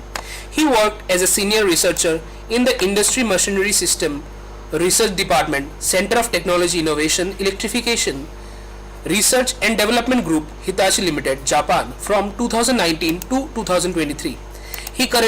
Currently he is working as a lead scientist in Hitachi Energy Research Center, HER, Västerås, Sweden. He is also serving as an associate editor in the IEEE Transaction on Transportation Electrification, IEEE TTE, and a senior member in IEEE. His research interests include converter control techniques, electrical machine drives, electric vehicle architecture, modular multi-level converter, high frequency, high power converter design and control, HVDC, valve control and solid state transformer. So this was the brief introduction of Dr. Abhijit Chaudhary. Over to you, sir. Thank you, ma'am. Thank you for having me for the conference and for the introduction. So, yeah, I think there's some background noise if you can. Yeah, thank you. So, yeah, so the title of my presentation is Emerging Technology and Associated Challenges in the Green Energy Transition. So, in my presentation, I have separated in three parts. The first one, I will go through the contribution of our business unit, Hitachi Research, to the green energy transition and different sectors of our business and what are the challenges that we are currently facing and uh, to get a carbon neutral society by 2050, as we know by the Paris Agreement.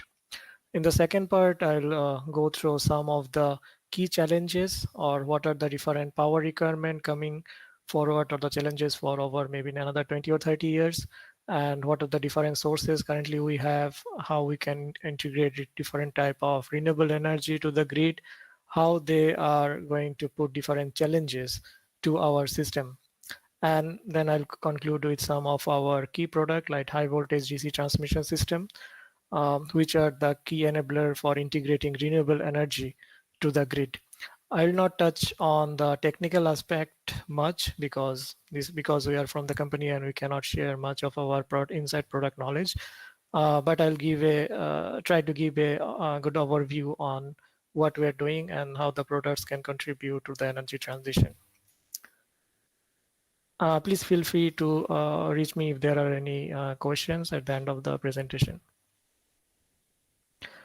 So I'm from Hitachi Energy, and I can say for maybe another 10 slides is kind of publicity slide or whatever we are doing in the Hitachi Energy business. So our purpose is Hitachi Energy.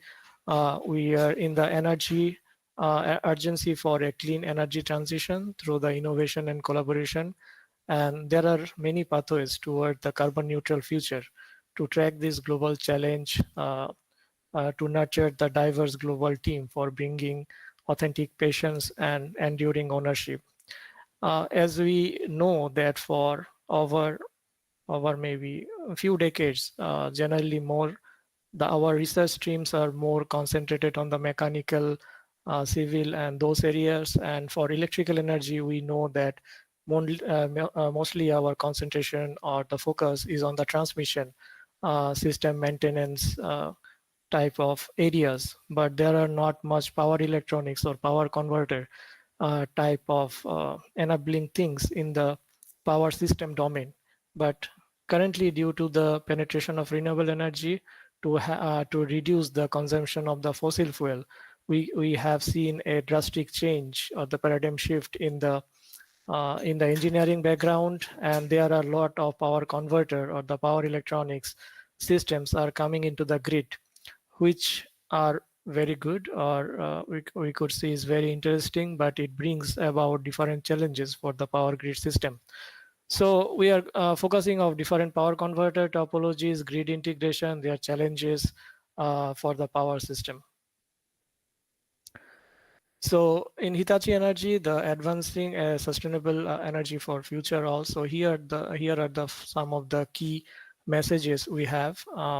So we are trying to interconnect region, countries, and continent, because the renewable energy is not centered at a particular country, so is spread all over the world. So no country or the region can claim that we have enough renewable energy sources to feed our requirements. So we should have an interconnected grid, which is a kind of cross-country or the cross-continent based on the geopolitical situation. And then there's the delivering reliable energy to the cities and remote communities.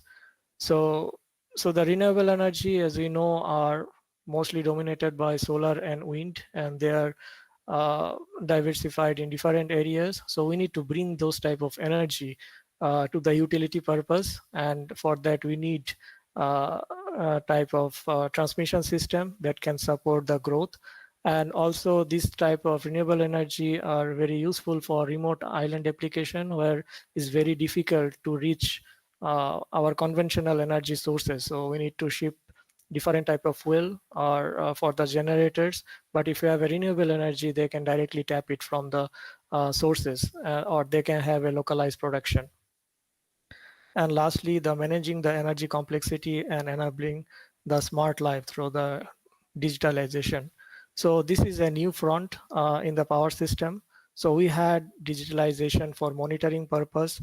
So now it has totally opened up a new box of research and the challenges, because we need the monitoring of, because of the so many type of renewable energy and their integration, we need to continuously have to monitor these systems for stability purpose. And also these type of sources are not stable, so we need to have a forecast on how much energy we are going to get it in couple of hours or the couple of days, so that we can have enough backup in case of there is a issue with this type of energy resources. So with the digitalization, we can integrate this type of energy resources. We can have a clear prediction of those type of resources and how they can contribute in upcoming months or the years. So these are our different business, our offices or the customers. We are about 45,000 employees, and it is spread about 90 countries. As we know that Hitachi Energy was formerly with ABB Power Grid business, and 3 years back it was bought by Hitachi company, which is headquartered in Tokyo, Japan. So the ABB wanted to sell the power grid business and they bought it. So it has, the name has now changed to Hitachi Energy. So as you can see that we have basically 4 business areas. We have grid automation, grid integration, high voltage product, and transformer. So all these areas, the demand has rapidly increased because, as I mentioned, because of the renewable energy generation, and all countries, most of the countries are now trying to reduce the consumption of fossil fuel, and but their demand, the demands has increased. So how to cater those demands? So we need more power converters and the renewable energy. So we need grid automation, grid integration, and those type of products. So we see a huge boom on the power sector and the product requirements. So when we are delivering our product, we are also very concerned about the safety because we are in the power business, and this is one of the hazardous areas for high voltage transmission and distribution. So we have to keep in mind always that our workers or the employees are in safe environment when they are delivering their products. Integrity and the quality. So also quality has to be maintained so that there are less numbers of faults or the issues with the products that we are delivering. So here it shows basically the pathway for a carbon neutral system. So the first one is accelerated shift from the fossil based to the renewable power generation. The second is the growing electrification of the transportation industry and the building sector, which are the key sectors for the power consumption in the upcoming years. And third is the sustainable energy carriers complementary to the direct electrification. So here we can see that by 2020 we had about 80% the power coming from the fossil fuel based sources, and 20% was about fossil free energy sources, which includes of course hydro, renewables, nuclear, those type of energy resources. But by 2050 we are going to have just an opposite paradigm shift, where most or 80% of the energy source will be coming from fossil fuel type energy resources. So all these type of resources we need to integrate to the grid, and because they are of renewable or fluctuating in nature, we need power converter or the power electronics to come into picture to stabilize the grid and serve the requirement. So if we divide different type of power requirement by the sectors, by 2050, we can see the most of the power, or the majority of the power requirement, is coming from the industries, which are going to double compared to now, is about 20 petawatt hour, and then is the building, which is about more than 15 petawatt hour, which is just about to increase by 50%. And then the transportation, because we'll have more electrifying transportation coming into picture, so that will also consume or need a lot of power. So to achieve this goal, we need a strong partnership with different companies and the partner to support the technological implementation. We need to have a good business model, so there is a win-win situation for both us or the customers. And also we need to have a good policies and the regulatory framework which can support this type of growth. And this type of growth was not seen before, so it's a kind of a new era we can see for the power distribution and transmission sector. And one of the key features that are that I have already mentioned in a few slides back is about the power electronics and the digital technology. So both were not much in our system before, in the transmission system before, and now we are trying to integrate them, and we need to see what are the challenges we'll face and how we can overcome them. So we need good research. We also need talented people like the new generation or the students that are graduating from the electrical engineering background, I think they have a good future if they would like to proceed with the power electronics or the electrical engineering background. So there will be a lot of opportunities coming into.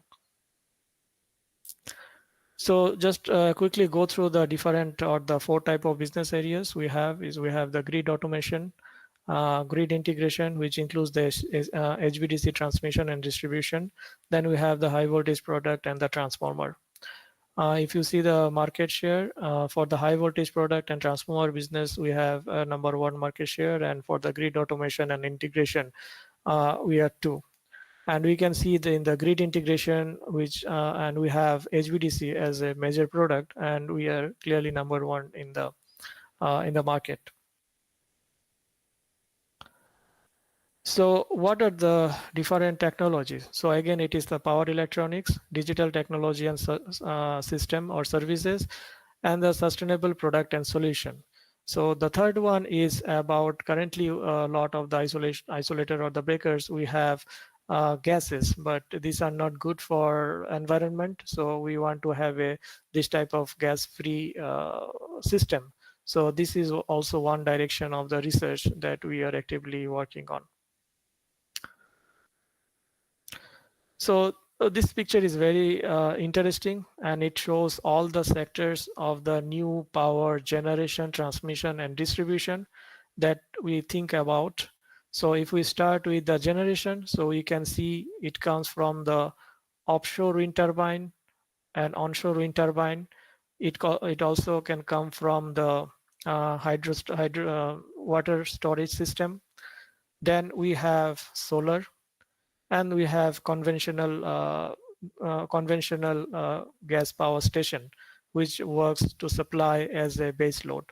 And then you have different requirements. Then because we have hydrogen coming into picture, so hydrogen storage would be used for different industrial application and can also be used for transportation purpose.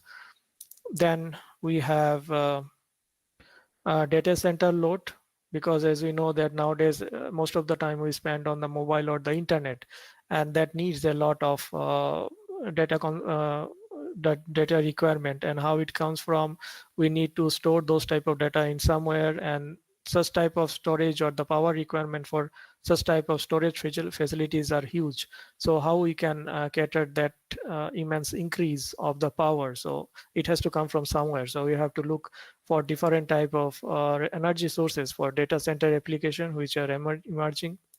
And also the transportation sector. So as we know that more electric or more vehicles of the transportation, now we are focusing on the to transfer to the battery based powertrain. So this will also put a lot of challenge for the power grid to supply this type of huge energy. And then we have the utilities like the home buildings and the offices and industry. So all of this needs power, and we need to think about how we can integrate renewables into the conventional power grid. So it has a higher penetration compared to the conventional gas-based power plants. So if we think about diversifying different values supported by digital and surface, so we have the utilities, renewables, industries, transportation, data center, and smart life. Smart life means energy efficient buildings, so that the power consumption by the buildings can be reduced, and we have smart functionalities so that we can have a better health or well-being while working in the offices or when we go home. So now I'll quickly focus on the different sectors like the power sources, demands for the future, and how we can cater such type of requirement. This slide shows about the future power demand trend. So as we can see that from now, which is about 2024 here, and if we think about 2025, there is almost 3 times the power requirement is going by 3 times. And how this power requirement and what are the different sources or the consumption utilities. So as you can see that traditionally it is industry and the building which consume most of the power. But if we think about after 25 years, it will still be the industry and building which will be consuming most of the power. But you will have additional other loads like hydrogen, synthetic fuel, and transportation sector. Here we have not considered the data center and other emerging market, but these are also going to put a lot of contribution here. Then let's see about what are the different continents or the countries that will contribute most of the power consumption. And as we know, or as you can think of, China would be the key market for the power requirement or the load, because this is one of the highest growing economies, and to have a higher economic growth, you need production and you need lot of power for industrial to supply the industrial growth. So again, the China we think of about the highest growing market for the power consumption. And again, the different sector will be again the industrial buildings, transport, and hydrogen sector. Apart from China, if we think about the growth as a region, like Europe, India, Middle East and Africa, North America, they will have almost a similar growth trend. So we can see that India is forecasting a very high growth in coming years. And as a country, single country, we are as comparable as Europe or Middle East or Africa, almost close to North and the Central America. So this again shows a good opportunities for the from the students who are studying in the engineering background, that if they take the engineering courses more in the power sector, they'll have a good career path. Then if we think about the future expected future investment for the power infrastructure, so once we have a good power requirement, then this type of power has to supply from some kind of source, and it has to transmit it through the transmission system. So we need to have a huge investment in the transmission system, because the current transmission system is not built to cater such type of power for maybe 2 or 3 times in another 20 years. So if you see the power sector, it has grown over the year, but they have not seen such a rapid growth in a very short amount of time. So we have to build our infrastructure network, and also we need to invest more in the infrastructure so that it can support the power distribution throughout the system. Or we need to find out an alternative solution where the existing transmission line can support the additional load. So these are the two key things: expansion of the transmission line, or also supporting the existing transmission line, which can take more power compared to what it was basically set for. Then this slide shows about the major contributor for future energy production. As we have already mentioned that by 2050, 80%, more than 80% of the power generation will be from the renewables energy. And for renewable energy, two of the key energy source are wind and solar. So it is shown over here. We can see that wind and solar will contribute mostly equally to the power generation. And then we have other type of energy resources, so like clean farm, then we have the gas, then of course the conventional energy sources like coal or gas, hydro, they'll be of course there to supply the stable power. So as what are the key takeout from the last slide is about, at present more than 60% of the generated electric energy is produced by the fossil fuel based energy resources like coal and gas. Then we need to accommodate high penetration of the renewable to reach the carbon emission target of 2050 and cope with the rapid growth in the power requirement, as there will be more power converter based solution to generate the renewable power. Efficiency improvement would be a key challenge. So this is one of the key message for the people who are working in the power sector. So how we can improve the efficiency. So conventionally, most of the power was generator based, which are mechanical system, and their efficiency depends on the mechanical system efficiency. But now, because of the integration of the renewable energy, most of the power will be transmitted through the power converter. And this is not in the kilowatt or megawatt range, they are in gigawatt or terawatt range. So when we are transferring such a high amount of power, if we can increase the efficiency of the power converter, that will be a huge reduction in the what do you call the power.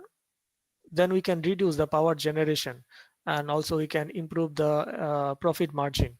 So if we think about 1% improvement in the converter efficiency of our current so-called global requirement, which is 26,000 terawatt hour, then it can reduce the power consumption by 250 terawatt hour, which is like half of the year total power consumption requirement for a country like Germany. So it's a huge power uh, savings, we can say. So now we'll move into the diversifying effect of renewable energy. So because the renewable energies are not produced in a single continent or the country, so they are spread all over the world. So if we see the global solar energy potential, then we can see over here in the Africa we have a good solar energy potential. In India we have good solar energy potential. Some of the Asian countries we have again solar energy potential. Another continent or the country is here in Australia and Southern America. So all those countries have a very good solar potential, and other countries also they have based on their position. And so is not that they don't have, but they have. But there is always a maximum, and the maximum power or the medium power they can produce. And if you look into the global wind energy scenario, again, it is spread in different countries, and most of the countries or the key countries we can see China, US, and Germany. So they have these are the countries where they have a huge potential for wind energy, and there are a lot of projects currently going on to produce power using the wind energy, and how they can bring back this type of power to the mainland. Other than that, India, Australia, and other European countries also they also have a good potential of wind energy production, and they can be used for our as a generating resource.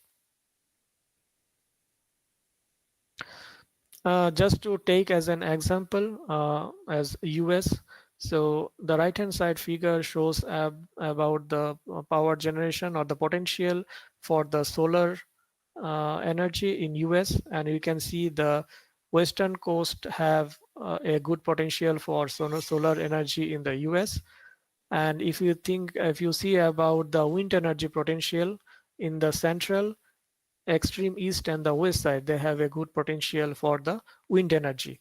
So if we think about the power generation coming from renewable energy, again it shows that is varies about and is distributed all over the place. So here we have in the western side you have more power for the solar, for the wind at the central in the central of the country they have a more production. But if you see where most of the people lives in the US, so is in the eastern part. So in the western part you have a good solar production. Again, for the wind you have in the central part and east and west. But most of the people or the load consumption are on the eastern side. So you need to transfer this type of huge power from one location like east to west, which is very long distance. And when you are transferring this type of huge power, there will be a huge loss in the transmission system. So how we can efficiently transfer this type of power? So that is one of the key challenge. The second issue about the intermittent behavior of the wind and solar or the renewable power. As in the earlier slide, we have seen that in the Australia, they have a good potential of solar and also a considerable potential for the wind. And they have a lot of production of wind and solar currently integrated to their power grid. And here it shows a specific situation or a condition that happened in Australia in 5th August this year. So as you know that for the solar, you don't have any production at night because you don't have sun. And for the wind, it is always there, depends on the weather condition. But what happened at that particular instant is that at 6 o'clock morning, they didn't have sun to supply the power from solar, and the wind energy suddenly dropped down to almost zero.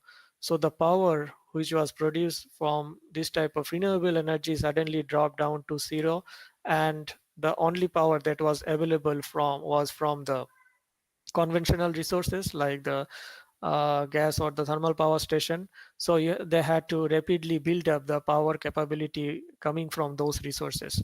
So this is one of the critical issue for the renewable energy resources, and we have to think about it. Like one of the remedy would be putting energy storage in the transmission system, but they are very expensive. So, and this type of event happens maybe it can happen once in a month, once in a year. So we do not know. So how much money someone or the customer can pay for this type of intermittent behavior. So so we need to think about a kind. So I have put as a challenge one. Uh, so we need to think as a power engineer, so how we can improve our energy storage or how we can improve our grid stability if there is a sudden reduction of the renewable energy power. And these things are going to happen more in near future, as we are going to reduce or we can see that the total percent of renewable energy consumption is going to increase in the localized grid. So how we can take care of this type of intermittent RE behaviors. The second condition was also recently observed in 24th August 2021 in UK. So UK government is also now highly what you call it, you can see is very interested to integrate more renewable energy, and now maybe 50%, almost 50% of the power currently they are getting it from the renewable energy. And one of the key renewable energy resource for them are the wind turbines. So they have placed their many wind turbines on offshore, and they are getting this type of power from the offshore to their land. But here is the interesting situation that happened to their power grid. So what is mentioned that a significant voltage oscillation was observed as a part of Scotland, which is northern UK transmission system. The disturbance lasted for 20 to 25 seconds and occurred in two occasions in 30 minutes. So you can see that there is a sudden fluctuation in the voltage in the transmission, that is in the transmission voltage, and the frequency as observed is about 8 hertz. So this type of oscillations are very critical for a power transmission, and it can destabilize your grid. Fortunately, it didn't last for very long, and they didn't observe it in the later sequences. But what was the cause of this type of fluctuation, they have to investigate, because it may coming from the different type of converters or the power converter they are installing in their power transmission system to integrate the renewable energy. And if this type of transient persist for longer duration, it may have synchronized it, they can have even a blackout for a power grid. So also we need to think about when you are integrating power converter to the system so that it doesn't affect the power grid stability, and we need to look into it. So here are the three major takeout from the last presentation is the integration of the renewable energy, which are mostly or most majority would be the solar and wind, other than the other type of smaller power generation. Then another point is uh, how we can store this type of renewable energy, because because there is no surety that sun or the wind will have a fixed amount of power all the time. and we need to have we need to put some kind of backup plan in case they are not available, how we can provide at least the base load to the power grid. And one of the solution is battery. So battery is a very good solution, and they are very fast in reaction, so you can have instantly very high power when there is a sudden reduction in the renewable power. But they cost a lot, even though the battery price has reduced. But still, if you are thinking about a transmission system with a battery storage, then it will it needs our investment will be very high. Another type of energy storage which are very practical is pump hydro. Pump hydro is like when you have excess power, you use that power for the pump, and it will pump the power to a dam, so that when you don't have power from the renewable energy, it can be used as a hydropower source. So this is very convenient or energy efficient solution, and many countries like uh, I forgot, in many European countries they are currently doing it for their transmission system. Then the third topic is about what type of transmission shall we use. Traditionally, we are using HVAC, high voltage AC transmission system, but for the long transmission, they are not very energy efficient. And currently, because we have a lot of renewable energy penetration or the DC power to the grid, then HVDC could be one of the solution for this type of system, and that's why we have seen a rapid growth in the HVDC market, and that is very rapid, and we have not seen such type of increase in a few decades. We have HVDC transmission in many countries, but it is not as high as we are seeing now. So this slide shows about a future grid scenario. Left hand side shows our different type of energy resources that we can think of in a decade, and the right hand side is again different type of load that we can think. So in the left hand side, as a generation, we have traditional thermal power generation. Then now we are integrating wind. Then you have pump hydro. Then you have a combination of the solar and wind with a solid state transformer concept. Then you have hydrogen power. And so this is about the generation. And then on the load side, you have industrial energy consumption.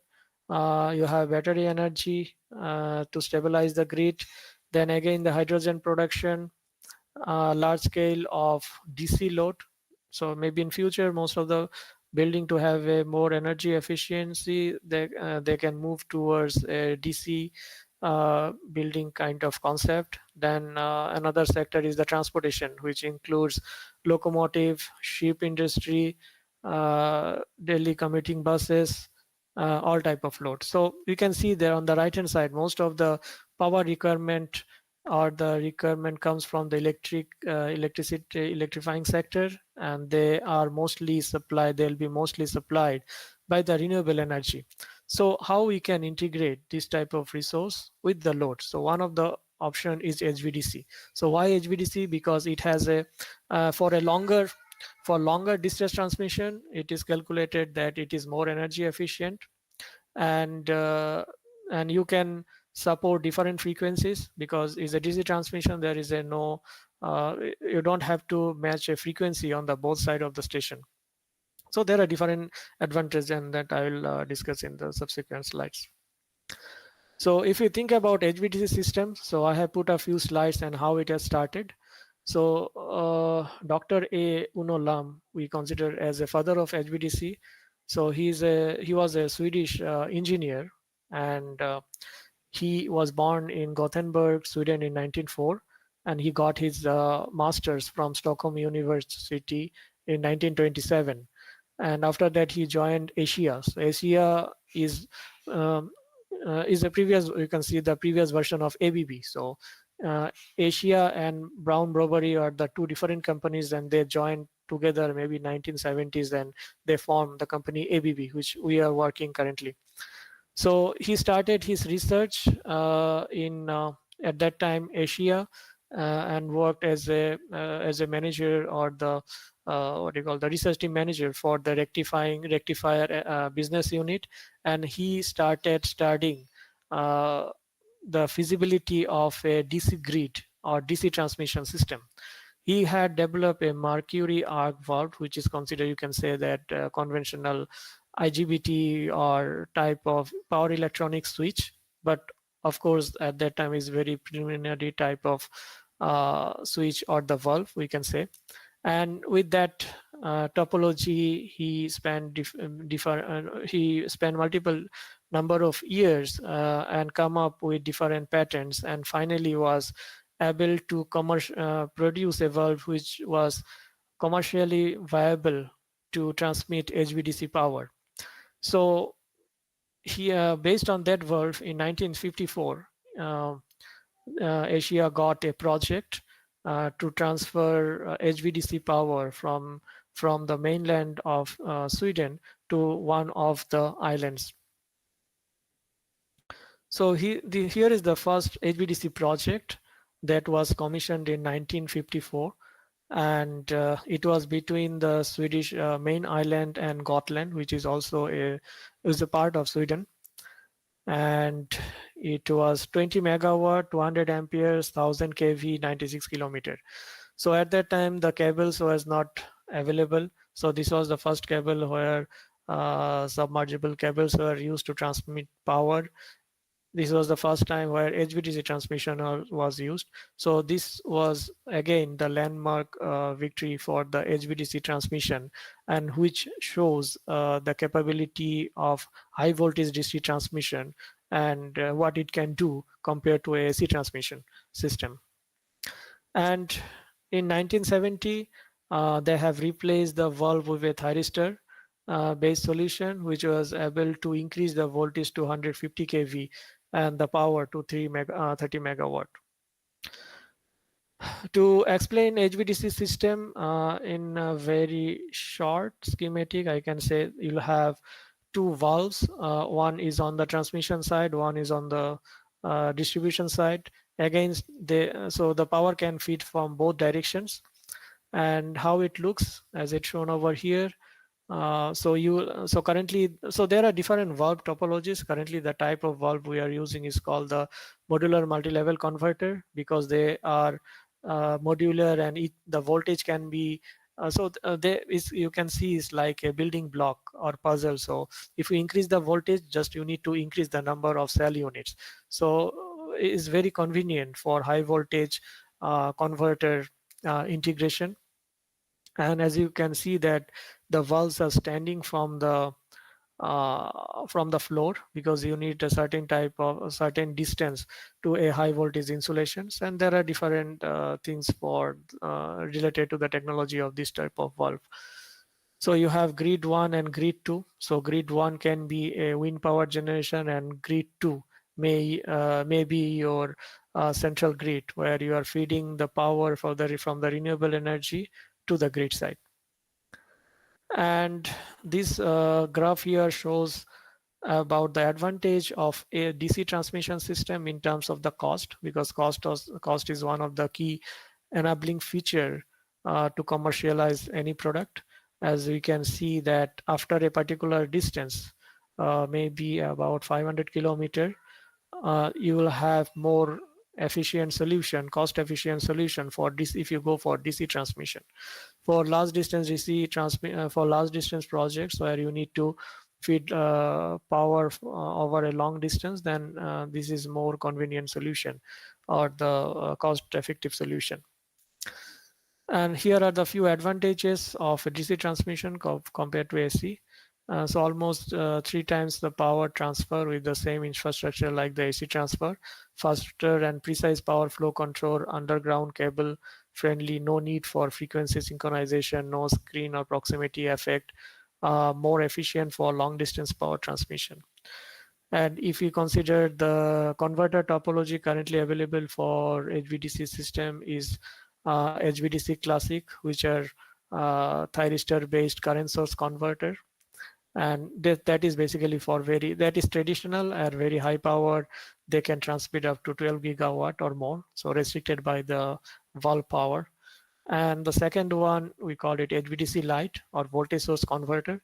So these are very compact compared to classic HVDC system. So if you need a very small footprint, like for offshore wind power generation, where your platform is on the shores, on the shore, so you want to reduce the cost by reduce the total footprint area, then this type of converter solution are very useful and they are of high demand currently. So then here it shows different type of valve traditionally used for HVDC system. As we discussed, it started with the mercury arc valve, then it is replaced by the thyristor, then it comes with IGBT. Then IGBT, we know 2 level and 3 level. 3 level, of course, you can have a higher harmonic profile compared to 2 level. And then it goes to the MMC type of system because it is modular, more energy efficient, and you can upgrade the system based on your requirement. And the two key focus of current HVDC system or the valve is it's the valve itself. So how you can have a more efficient valve, how can increase your safety, and also the capacitor design for high voltage system.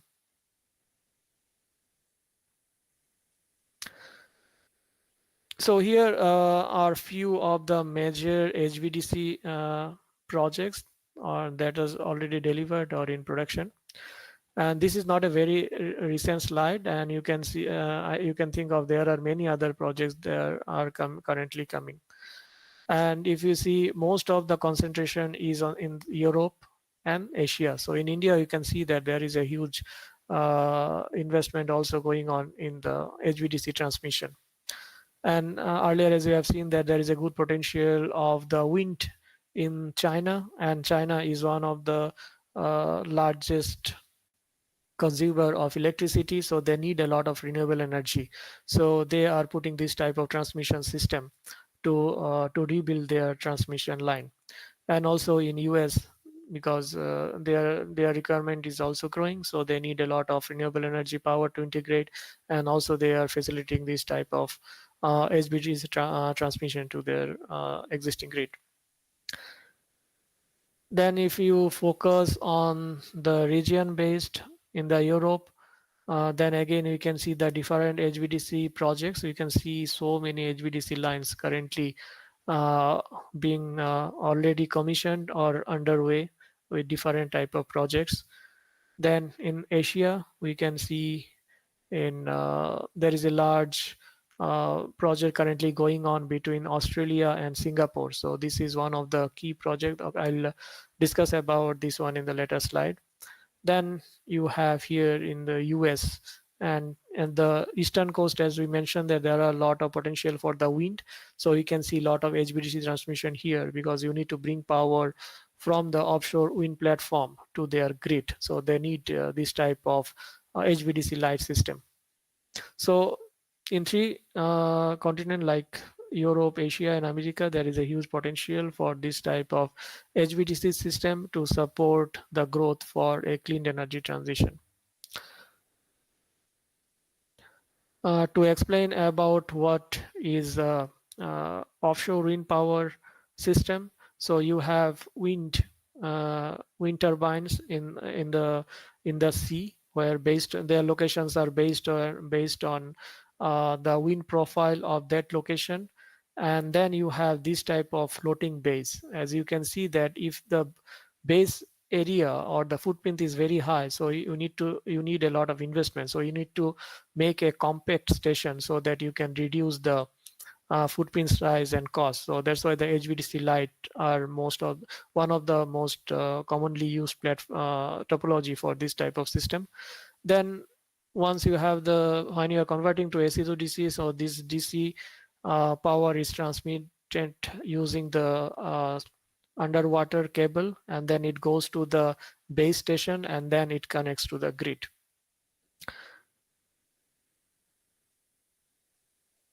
Here are the two of the key HVDC offshore project that we had recently installed. One is in UK, is called Dogger Bank project. So this about 130 to 190 kilometer from the mainland, and they have three bases. So one was installed in 2023, one is currently being installed 2024, another is planned to install in 2026. The base are about 1.2 gigawatt and 320 kV, and they with this type of renewable energy integration, UK is planning to provide their one third of the electricity from the offshore wind power. So we can think up. So you can see that there is a huge investment of the wind offshore wind business to integrate the renewable energy to the grid. Again, that is another project called it Dolwyn HVDC transmission line. Is again 160 kilometer offshore, uh, 800 megawatt, 320 kilovolt, and it is using a symmetrical to level monopole. So this is the last slide to show the potential of intercontinent renewable energy integration. So currently what we have seen in the earlier slide, like each country have their own wind or the solar plants, and they are bringing that power to their main distribution grid. Now this is a unique project between Singapore and Australia. So they are trying to build up a transmission corridor under sea and over sea to transfer the power that is available from Australia solar. So there is a huge potential for solar energy in the Australia. So they have a company uh, called Sun Cable. So they are producing the solar power, and they have also the better energy storage. So they are bringing that power using the undersea transmission cable, which is about 800 kilometer overhead, and 4,200 kilometer subsea cable, which is the longest. If it is happened, it will be the longest subsea cable ever transmitted renewable energy power. Uh, so they are currently in the planning stage. The project is already approved, but they are still in we can see to check the feasibility study whether it is possible or not. So that's all from my side to give a brief background of the renewable energy integration of the grid in future 2050. So there are different challenges and opportunities as well for the power industry or the people who are working in the power industry. So if there are any comments or questions, I'm happy to answer. Thank you.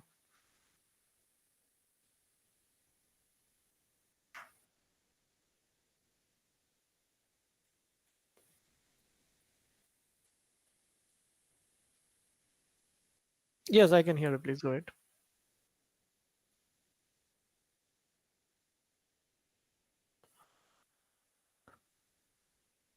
Okay, sure. Please go ahead.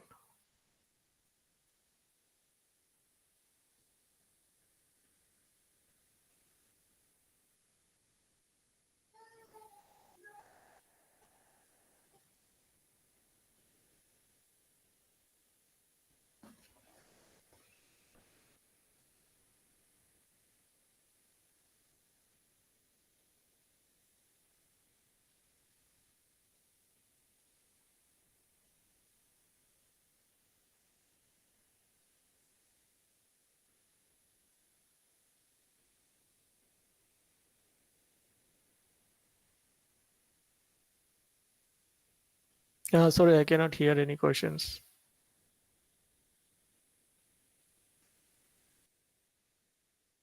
Okay.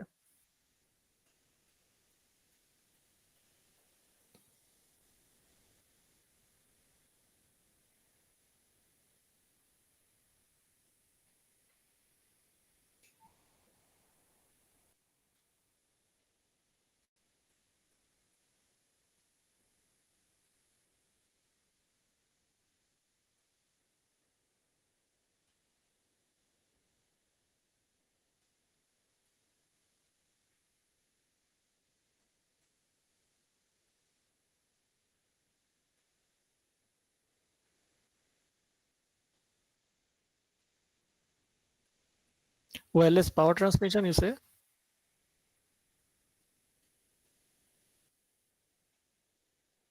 No, no, there is a huge amount of power, so there are no wireless power transmission currently available.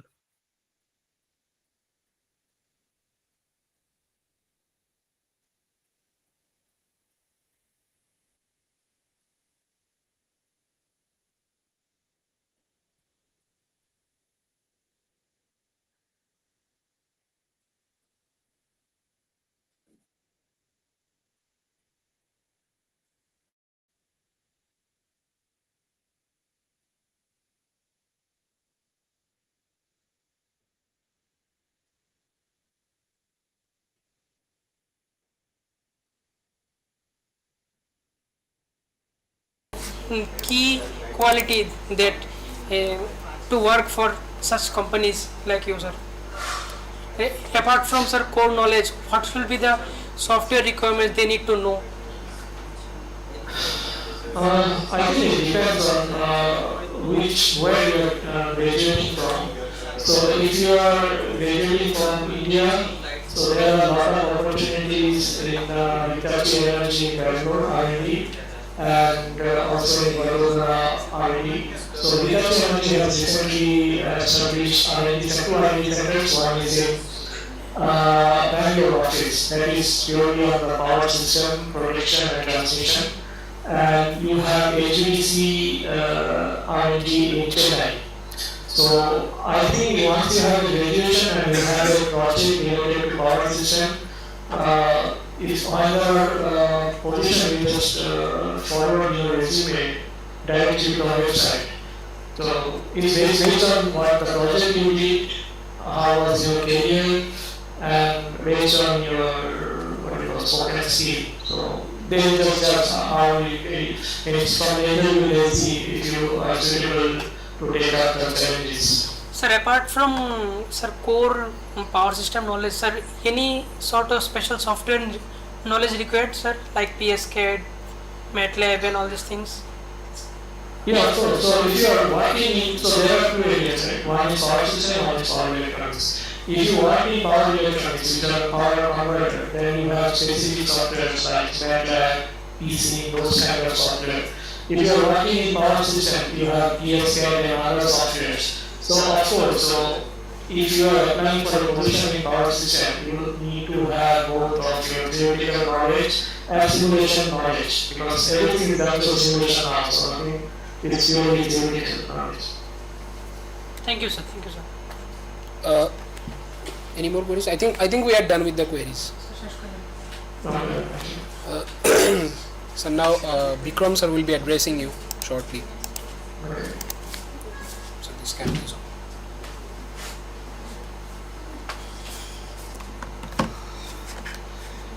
Good evening, Abhijit. Hope you are doing well. Good evening. Yes, it's already sir. Yes, going well. So this is in NIT Agartala or it's no, the thing is in NIT Agartala, actually we are having IEEE subsection, Silchar. We fall under the Silchar subsection. Agartala means few of the states in Northeast, considering eastern part of this Assam, falls under the IEEE Silchar subsection. Rest falls under Guwahati subsection. So under the same banner of NIT Agartala is hosting for the first time this IEEE conference. So you will be happy to know for 2026 another conference. Akshay Rathore has recently told us to submit the bid, and Silchar has also given the task here only. So I don't know whether I will be able to proceed or not. So this takes almost a year task, day and night. Yes. So ultimately we have given the time to our students, and hopefully they will remain in touch with you for some helps, maybe in career or somewhere else for some ideas how to progress in their career. So definitely we will be helping them as an alumni. That will be a request from our side of the institute. Do visit NIT Agartala whenever you are coming next time to Agartala. It will be our pleasure on behalf of NIT Agartala to have you here in NIT again as a guest. Okay? Thank you very much. Over to Anchor. So thank you, sir. Thank you for such an insightful lecture for such an insightful session. It was a pleasure for us to host you, and thank you, sir. That's all what I have to say. Okay, thank you. Thank you, sir. Yeah. Thank you, sir. Bye. Goodbye, sir. Goodbye. Bye.